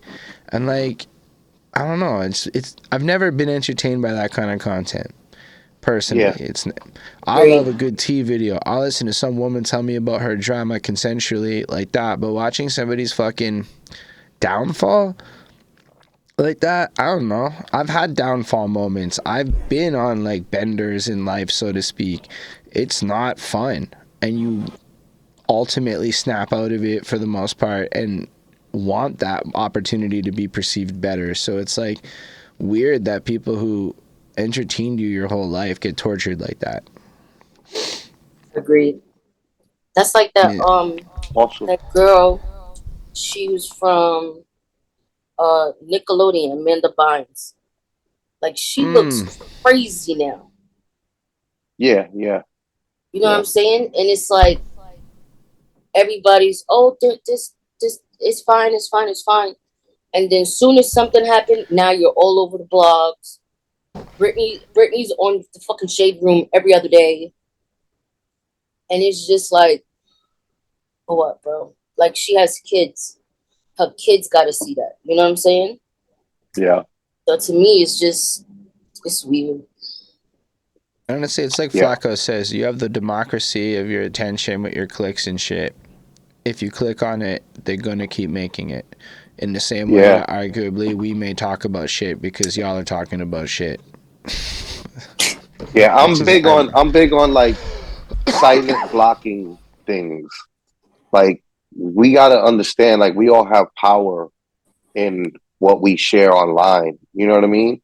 Like, there's a lot of people that are on your friends list that, like, when you post something, they're like, oh, let me click on this, let me check it out, you know? And now you clicking on it, them clicking on it, that, you know, like, next thing you know, they share. Next thing you know, it breaks off into a chain of about 500 fucking views that just added to some, like, racist pockets or some other, you know what I mean, fucked up shit. Like, nah, when I don't like some shit, I don't talk about it, I don't share it, I ignore it. Because that's the best way of, like, not, like, helping fuel it and helping, you know what I mean, fund it. Right. Shout out to the sweater. I feel like somebody's sophisticated papa. I feel like I feel very, she said, shout out to my sweater. I look like somebody sophisticated pop. I was gonna say, I feel like Mr. Rogers, like a motherfucker. You know what I'm saying? I just came home. You know what I'm saying? Mr. Rogers just came home. You know what I'm saying? Choo choo, motherfuckers, choo choo. I see it. All right, so then we In have the Jess Breakfast Hilarious Club. we are the Breakfast talking Club. about Now, if you're just joining us during the first Just with the Mess, we talked and discussed about Wendy Williams' documentary that was all over Lifetime this weekend. Where's Wendy Williams? So we're asking 800-585-1051. What are your thoughts? What are your thoughts, Jess? My thoughts is that it's all over the place, and I don't know who to blame, so I blame everybody who was in that documentary. I think they're killing her, trying to kill her legacy. I don't understand the purpose of putting that on. At first, I thought maybe they were doing it to try to get, get away from the guardianship and maybe have the family do it. But after watching it, it seems like she needs the guardian. They had her drinking, which we all know she has an alcohol problem. It seems like she has an alcohol problem. They had her drinking on the show. Yeah, and then to expose, and then to have her PR say, be so just as delusional as she is. Like, no, she knows her limits. Like, she knows. What are you talking about? No, she does not. And now you went from her PR. Now you live with her. Now you're her. You know, you do managerial things too. Like, I don't know who hired you and where you come from. It's a lot. Yeah, I mean, you know, it's interesting, right? Because you can't ruin a person's legacy because you can't erase what she's done. It's like a lot of times it's like a sports career, right? I think you can, though. No, you it's what can't. people think of you. No, you can't because you might think about what they do now, but her legacy is still her. She's still Wendy Williams in the Radio Hall of Fame. Correct. She still did those 14 years on TV where she was busting people's ass in daytime ratings. You may look at it now and be like, damn, it ended bad. But the first few chapters of that book, you know what I mean, was very well. But that's how that book should close. Like, Bruce Willis has dementia. Do we see the things that he's talking about, the things he's doing right now? No. That's because Robert Walters the same. That's because people are putting the camera in her face. You know what I'm saying? For me, watching the documentary, I felt the same way. I felt like, you know, everybody in this documentary is exploiting her because it surprised me to see that her son was an executive producer because there's no way I would want my mother to be seen in that light. Like, there's no amount of money. I don't even know the story he was trying to tell. If they was trying to raise awareness to her being like held captive somewhere, then I get it. But they seem to know where she is. Yes. Yeah. Like she was calling him at the end of the episode, and she was saying how she's doing better. Right. And then, I didn't see the point. And then even for them to like her to always have to go to Miami to see them, why couldn't they come to see her if they knew where she lived in New York? Why couldn't I understand her son is in school? I understand think she has jobs and everything. But right. Like the point is like people are wondering like what the fuck. Like the question on the Breakfast Club was the Wendy Williams docuseries disrespectful, documentary, whatever, disrespectful. Yeah, I think Mel was saying exactly that earlier, right? Yeah, that's like what we was talking about last week with the whole Monique and her son thing. And she was, I feel like he was saying she's a bullshit, she bullshit. She never wanted to be a mother. She don't accept him. And it's like, for you to go on TV and disrespect your child in that light, never. You know what I'm saying? Like, one thing about me, I don't play when it comes to my son. So you're not going to play with me, you're not going to play with him. So for her to be going back and forth, then she's making jokes about it, calling him all type of niggas and this, that, and third. Like, what the fuck are we doing? Why? Because you trying to get your views up so people come see you. So you're going to use me to do so. That's corny. If you felt some type of way about your son, sit down with him. To do all that internet bullshit, like what are we? Not today, Satan. Not today. Yeah. And I feel like it's the same thing for Wendy. Yeah. How the fuck you gonna executive produce some bullshit like that with your mother looking like that, bro? Money. Exactly. It's not that much money in the world. I mean, it is, but I ain't doing no Grammy shit like that. Yeah. No. Agreed. Yeah, I think that's what the question is, right? Like, was it disrespectful? And I think it's a resounding like, yes. Extremely. You know, like this is like, craziness. It just feels exploitative, like in a way where, especially if Wendy's doing better, like they said, like if that's how it ends, like she was on this road to recovery and she got better, like, damn, that's just really exploitative. Like that should have been private. Like I don't know. Like maybe like people are not good with privacy anymore, and they feel like because everyone's so willing to spill their own lives on a TikTok or something that we have this like obligation to see everything. But this feels like something that should have just stayed private, unless you're trying to exploit it. Like I can't see another reason. But that's just I guess that's another valid point, right? It's like I think that it's just that there's a different level of every generation is becoming a little bit more and more either desensitized or sensitive to content sharing, right? So like Sarah Connor's son hates when she posts him online. And I see a lot of young people disliking being posted online, baby pictures being posted online. You know what I mean? Like they want more privacy. But then there's also young people that are on fucking TikTok 24/7 trying to share everything and want everything to be viral and everything's content. And they think of their own lives as content. And, you know, so like there's always going to be the yin yang dynamic going on. You know what I'm saying? And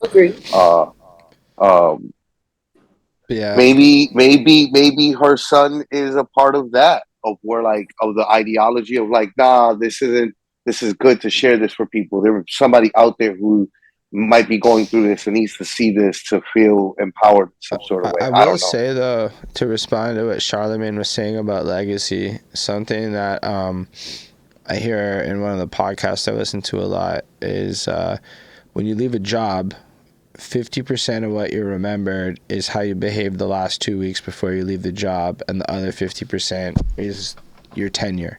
So all people really remember is the end. So like, as much as he's right, and people are going to start the conversation with like, oh, it's such a shame she went down a train wreck, her career was so good. Like, it's forever tarnished, even if he's correct that what she's done is incredible. When you compare it against a guy like Jon Stewart, who's coming back in a blaze of glory and taking his position that he was effectively not in for years, like, it's a completely different what they last remember. I mean, I think it's a completely different type of story, but yes, agreed. There's going to be other comparisons of there's going to be other comparisons that are probably like more accurate and closer to this Wendy Williams situation. That will reflect the other side a little bit better. But yeah, agreed. I think that we have that a little bit with Michael Jackson, where, like, you know, he was like on a decline before he died. Like, you know, like there was no, like, the Michael Jackson hype from the like 80s and 90s had like happened, and it was no longer what was happening for Michael Jackson. You know what I'm saying? Like, things calmed down. He was getting sued. You know, it just looked grim for him near the end. And like, that's a part of his legacy now, you know? Like, so like, yeah, with anybody, that's going to be a part of your legacy. And like, enough tarnish can like almost erase you from the history books, you know? Like, I could see if the documentary is Wendy Williams and I'm going through this and I'm like informative. You know what I'm saying? Like, somebody else is going through this, I'm going through this, and this is how I cope with it, or yada, yada, yada. And if she was on there doing half the shit they were saying, then absolutely not. They definitely did say that she was drinking. I saw a clip and it looked like she was drinking, you know, because you can't really confirm. It's a cup. So, like, what the fuck do I know? Also, Chris just left this giant comment. Is there a possible point of view that maybe the younger generation wants all this content of people going on their train wrecks and life experiences in order to make better moves? Like, there is maybe an entitlement to promoting the content, but it could be that somebody perceived it like, nah, look at this train wreck. Don't become like this. We want to act better than Wendy Williams did. So, if you know, like, here's an example of what you could become. But even to that, I feel like if she has dementia, it's not really fair. Despite all that, it's not like Yo, she's my guy, he didn't say train wreck anywhere in his comment. You said train wreck. Paraphrased. Holden is. It was a long comment. Don't let Holden quote you. You know, he gonna misquote you and shit. Holden said I was paraphrasing. You could just phrase. Those are written words, bro. You could have just phrased the actual words and read what the man said. Chris is like, I want to be on the show. I don't know. Maybe. See, he didn't say that. I paraphrased again. I see I'm terrible with it. He said, then have me on the show. I could have just phrased and I didn't. It's just habit. I just get it in my head sometimes. Sorry, CC. All good, buddy. Okay, we need CC. you in the chat.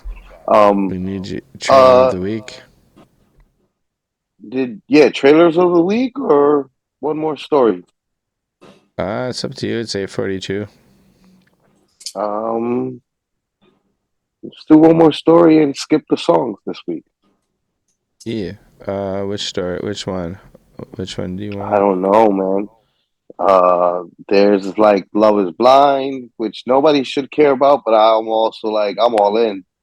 How about this? I'll name what we got and we let Mel pick. So Love is Blind season 6, Megan Fox versus Megan Foe. Amy Schumer shares diagnosis of her health. Cam Newton gets jumped on a campus. Joe Button invites Candace Owens to Joe Button podcast and she accepts. Or Murder Mook arrested while on live. Wife called cops on him. That's battle rap shit. My fault. That's some shit. Me always trying to like look out for the Cam Newton. Let's go with Cam Newton. They definitely. That's a Facebook link. It should play.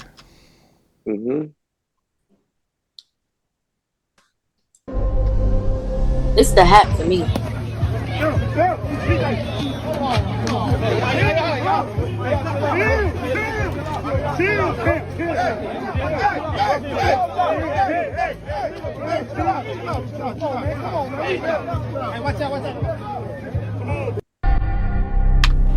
Alright. What was the fight about? I don't know. I do know that them was grown ass men and they look like children fighting their daddy for his attention. Like they look like three grown ass children, just like daddy, daddy, daddy, give me your attention. It was a youth and he was just football like, get event away too. from me, you goddamn kids. You goddamn kids, get away from me. Like, he was swatting them away. He is big as fuck, bruh. Cam Newton is no joke, yo. It looked like he was barely bothered. Did you see how he flung the guy? Flung him. Like it was a shirt. Like what? That guy was a grown-ass man, I promise you. That man is like not no short dude. You know what I mean? It's just those are a bunch Newton of dads fighting over some shit that happened with their sons on the field. That is what the fuck happened here. It says the altercations are known, but they're at a youth football event. And they're a bunch of grown-ass men. So if I understand anything about the parents of youth who play sports, what else do we need? We know what happened. Fathers were talking shit, probably drunk at this game. And that's what it just led to a scuffle. Because parents of people at sporting events are honestly weirdly uncivil. Some of the worst people on earth. Word. Uncivil. Yes. You know what's crazy? I seen a video on Instagram the other day. It was parents, like it was females too, and something happened between the ref and one of the dads, and somebody came out of nowhere and swung on the ref. Then here comes some lady. It was at a youth basketball game. Like this is what we do at kids events. Yo, parents be wild. Parents be wild when they get passionate about their children. Yo, especially when they're living like vicariously through their kid. Oh, bro, I'm so glad Cameron wants to be 2K champ. Like, all right, buddy. He wants to be a what? He wants to be the 2K champ. Cameron, he begged me to put him in basketball. The kids showed up at the game. They was big as shit. Like these kids was tall. So the man was like, yo, which one of those? He was like, yo, your son played for the team. I said, yeah. So he's like, yo, it starts early, by the way. Bro, he's telling Cameron to get in the game. Cameron's on the sideline like, no. I was like, yo, bro, why you didn't play? He was like, you seen them kids? I said, oh, it's over. Yeah, no, they listen. It used to be that like high school was when you started, looking for the future of like the sport. Mm-hmm. Now it's like junior high school, middle school. Yeah. Like they already picking you out. They're like, oh wait, they're like fucking coaching. They're like, I heard that there's a 5'6" kindergartner in fucking Kansas.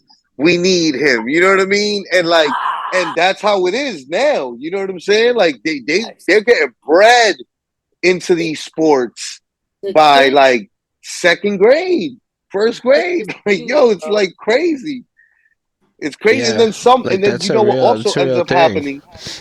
You know what also ends up happening, what you're talking about, Holden, which you were mentioning, which is the parents that are living by. So like you got parents that are like, oh, I could have been fucking Tony Hawk. I could have been the illest skateboarder. My kid is gonna, and they have their kids on skateboards from out the womb on the skateboard, taking them to the skate park. You know what I mean? On it.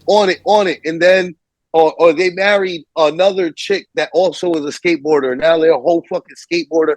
Like Kanye said, hate ass nigga marry a hate ass bitch and have hate ass kids. You know what I mean? So it's like, but replace hater with skater. You know what I mean? Skater There's like or like actual like baller. science and shit to back this shit. Like if you ever read Malcolm Gladwell's book Outliers, he actually uses hockey players in the NHL as an example of this. And apparently because of the deadline for sports, kids born between January and March are bigger than the rest of the kids at like 4 or 5. So hockey scouts at local leagues go to the little 4 or 5-year-olds and find the biggest ones. Then they get moved into the AAA league trainings with the better things. Like even in my local neighborhood, there was this one hockey team that was invite only, and they would scout for the best kids. And this is all the way back in like the 80s and 90s. And then these kids would get special coaches and special training, and then the NHL will come look for these kinds of things, and to like kind of create these paths for the most prospective looking young ass athletes they can find. And usually your parents got to have a bit of bread too to afford all that special coaching. Usually. Hockey's an expensive sport. Super expensive. I watched hockey one day and the guys was fighting and I'm like, where's the refs? Like they allowed to fight. That's part of yes. that's part of Did you hear the game. Fun. The one guy who died in a freak accident, they're charging the guy, the hockey player. Yeah. I wouldn't be surprised. That's unfortunate. If I'm not mistaken, they should be suing the team in the sport. But that's too big of what's going to happen. I'm sure that's what's going to happen next, is that the guy who's getting in trouble is going to end up suing and bringing this up because, like, it was accidental, if I'm not mistaken. It wasn't, like, a malicious intent. But anyway, hockey's fucking wild. It is a good sport. Hockey's fucking wild. You should go to a live game. The trailers of the week. I'm sure the Rangers are fun to watch. Like my wife and a good friend of mine, Xavier, the guy that shot Sunroof over at the Yankee Tavern Bar, both are like, yo, hockey games are wild fun though. Like they're like, yo, you get cold, you get drunk, and then there's wild fights, and you just like, yes, this is amazing. I mean, it's a game that is basically like a bunch of grown men on skates body checking each other into boards and shit. Like even without the fights, it's inherently full contact violent. Limited full contact violent.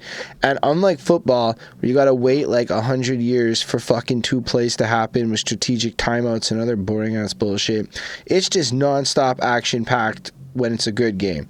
I'll be honest, some hockey games is just dudes passing the puck around for 90 minutes. Those games are trash. Anyway, trailer of the week.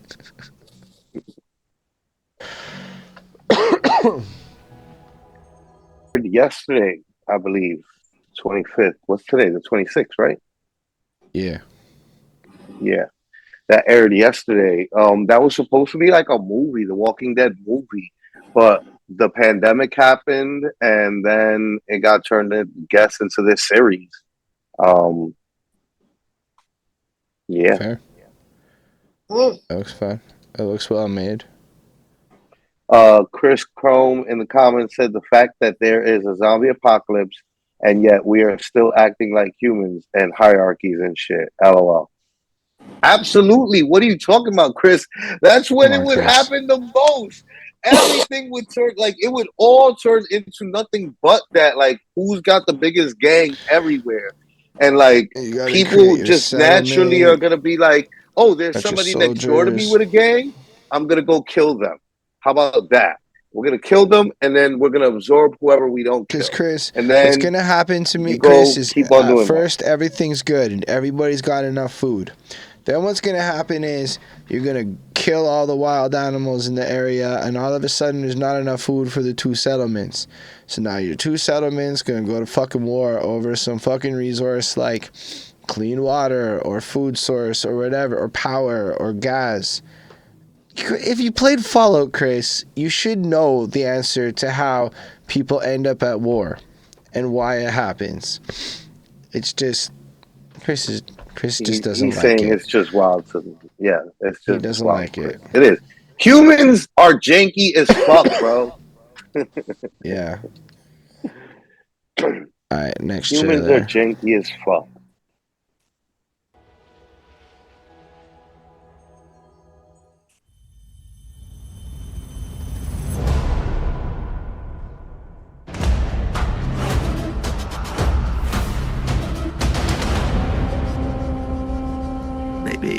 fate brought you here for a reason. Ooh. Maybe you'll live long enough to find out what it is. I won't die in this wretched land. My master asks what you seek here. To vanquish our common enemies. Dear God, you don't know their games.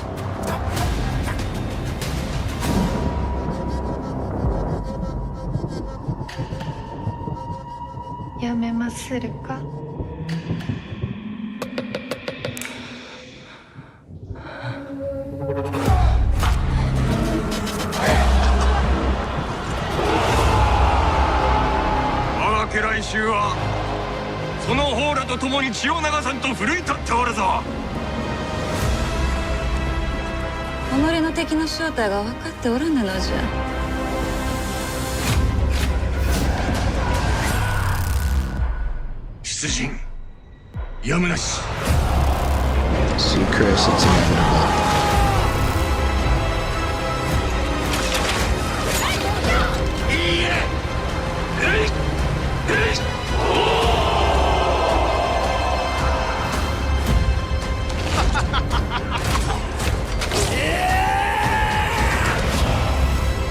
The ultimate rank a mortal can achieve.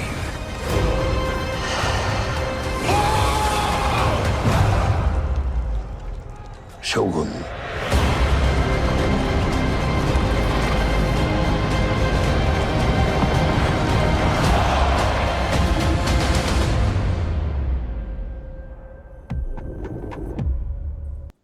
Oh, sick. It's gonna be on Crave.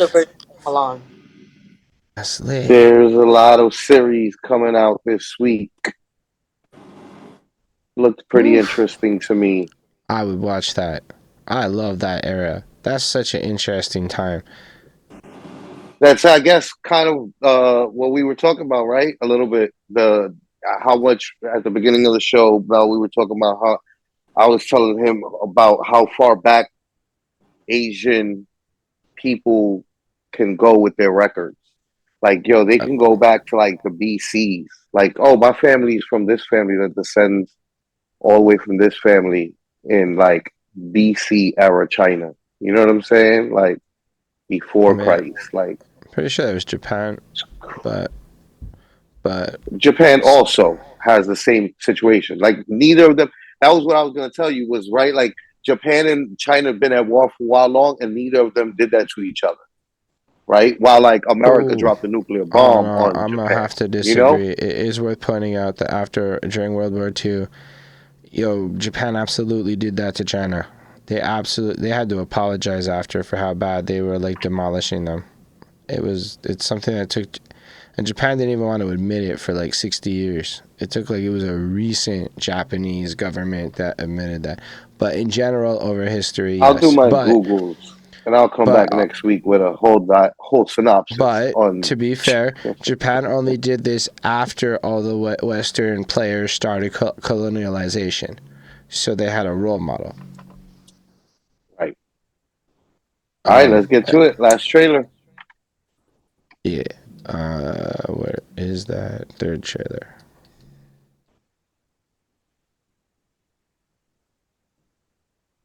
On behalf of the Eurospace program, 189 days into your solo journey.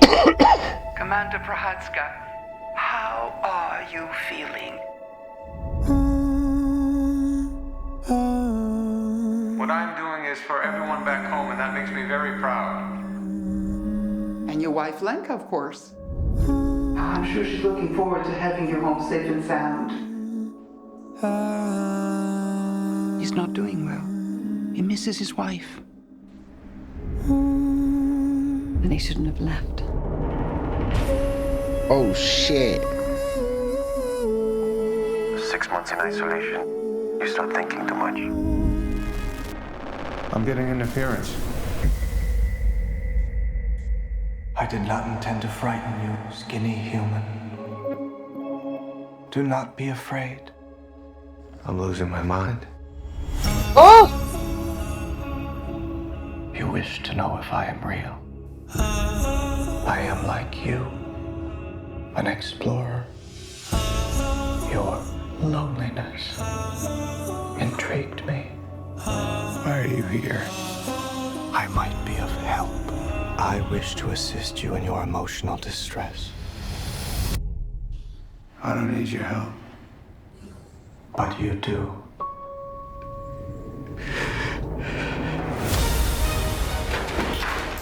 You go where I go, and I go where you go, right, Spaceman? These are your thoughts. I am simply finding them with you.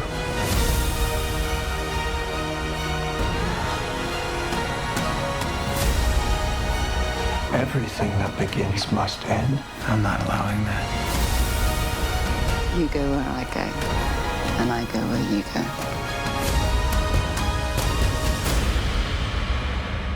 I just want to come home.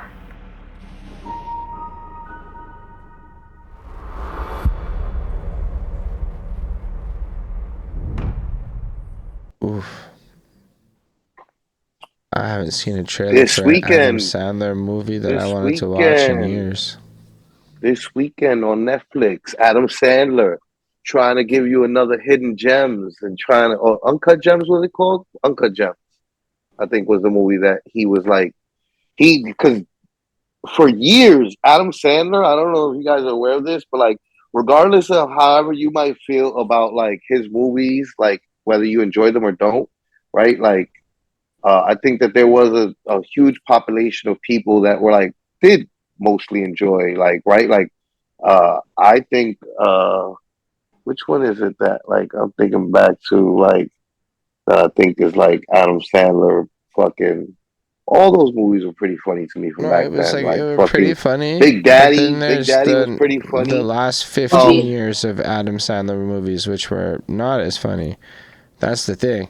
Yeah, I Just, mean, whatever, but then- right? But the point then is, this one looks he good. was getting, but the point is, he was getting Razzies the whole time, which is like Hollywood, like show about like it's instead of it being the Oscars, it's like Right. these are the worst movies in Hollywood. Like these are the worst, and like year after year, Adam Sandler was like winning Razzies. So like basically, his entire career is a joke to like people in Hollywood. But and then he made that Uncut Gems movie with Kevin Garnett, where he was like what was he, like a jeweler with like a fucking gambling addiction or some shit like that. And like that got like real Oscar nominations and shit like that. And now this seems like the second movie that he's gonna do that's probably, you know, gonna get those people like talking about him again. Fair. Alright, so let's go into the outro. So we'll start with one of the Patreon videos. What's up, y'all? It's the Perspectives Podcast. My name is Littyyy Bro Flacko. This is Holden Stephan Roy. Say hi, Holden. Hi, Holden. You already know what it is.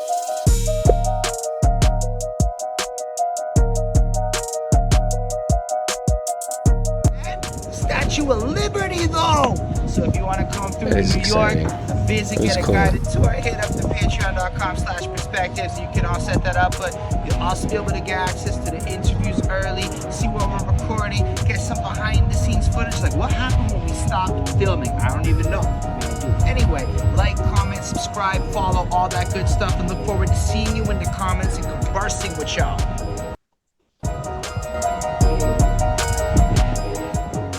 Like the perspective. Say hi, Holden. Hi, Holden. Welcome back to another episode of the Perspective. Yeah. Also, if you join the Patreon, you get to kind of movie night over on the Discord, which is happening after this episode, where we'll be there and you can come watch something with us. And we don't know all the things that we're going to play, but we can definitely stream things that cost money that you might not want to pay to watch. So you should definitely come over and check that out. So basically, that's part of the value. Then we'll make some more content. Maybe we'll make a little recap video of whatever we watched. And the only way you get access to that video is being part of the Patreon. Thinking of, you know, ways to evolve it. We got some merch items that we got for you if you join it. It's a good time over there. So patreon.com/perspectives. Come through and join the wave. Also, if you're watching, subscribe, like, comment, all that good stuff. But before we get to the proper full outro, what are y'all doing this week? Oh, what am I doing this week? Nothing. I like to just go with the flow. Pretty sure some drinks will be involved, though. Right. I think I got I think there was like a thing this weekend. I think Hot's wife has a thing this weekend. I think that's this weekend. I'm not sure, man.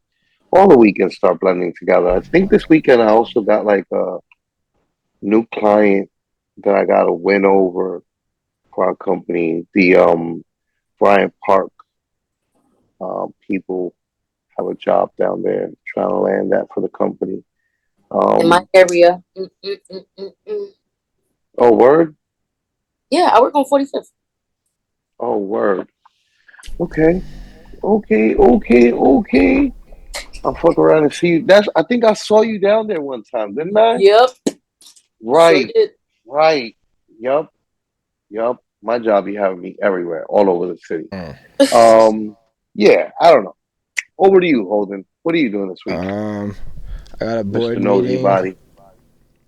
I mean, that's how we end the show. I got a board meeting, so I'm gonna go to the board meeting. I'm part of it. I'm on a board of directors for a not-for-profit that does local art shit in the community, like concerts and kid puppet parades and local merchant vendoring, and it's really community focused. So I'm trying to like learn how you're supposed to do things officially. So may as well go with a group like that. Plus, everybody that's really wealthy gives back time and skills to things like this. So I would like to get into really good paid boards of directors in the future. Like, that's $1 million salaries if you can get your shit lined up right. And that's like for like 5 hours a week, if that. Anyway. I love that for you. That's some new dreams, I gotta think real big. Otherwise, I gotta film some more food this week. So even like tomorrow afternoon, I gotta go film a food video.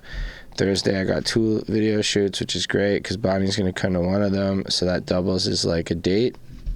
And it's nice to go to the date and get paid. That's just a big win. I mean, yes, we have to film some food, but we're gonna try some Russian shit. And I can tell you I've never been to a Russian restaurant in my life, and I'm excited to see what it's about. Otherwise, grinding it out and trying to, get shit more organized. And I want to get, like, Patreon shit figured out for my life, because, like, I've been thinking a lot about tiers of Patreons and reward incentives for, like, everything. And I'm like, there's money on the table, and it's not actually that hard once you really think about it to come up with value. So like everybody and I've been listening to a lot of podcasts lately, just in the car as I drive around. So people really just have extra content and extra shit in their Patreon. So just coming up with that, and then boom, good. And you produce shit that almost nobody's gonna watch until the Patreons are there. And that's the point of it. It's not for the public. And starting to think like that is how you really evolve what the fuck everything's doing. So I'm just trying to figure that kind of shit out right now. And AI. I'm learning how to use ChatGPT better. And it's really fun. It really saved me a lot of time today. And I was like, this is fucking great. This shit can write way better than me. Write way better than everybody. You just have to know how to use it good. Anyway, that's kind of what my week's going to be up to. ChatGPT and all that other shit. So yeah. Thank y'all for watching, everybody. I appreciate you being here on all the lives. Thank you for coming through, chatting and participating. Thanks to Nunzio. I don't know if you're still there, but Nunzio wrote it out for a whole lot of the episode with us, so I appreciate that a lot. And looking forward to seeing y'all in the future. Make sure to hit up Flacko on the Cash App, and he'll be your best friend. Hit up the Patreon. We could be fucking pals, besties. Hit me up. Throw some money my way. Watch how quick we become besties. We also technically can do PayPal, whatever you want to do. And subscribe, like, comment, but more importantly, share it with your friends. If you watch the show and you like it, come back next week with somebody else in the chats that you could share it with, and share it with your friends. Anyway, I appreciate everybody out there. And, yeah, live long and prosper, everybody.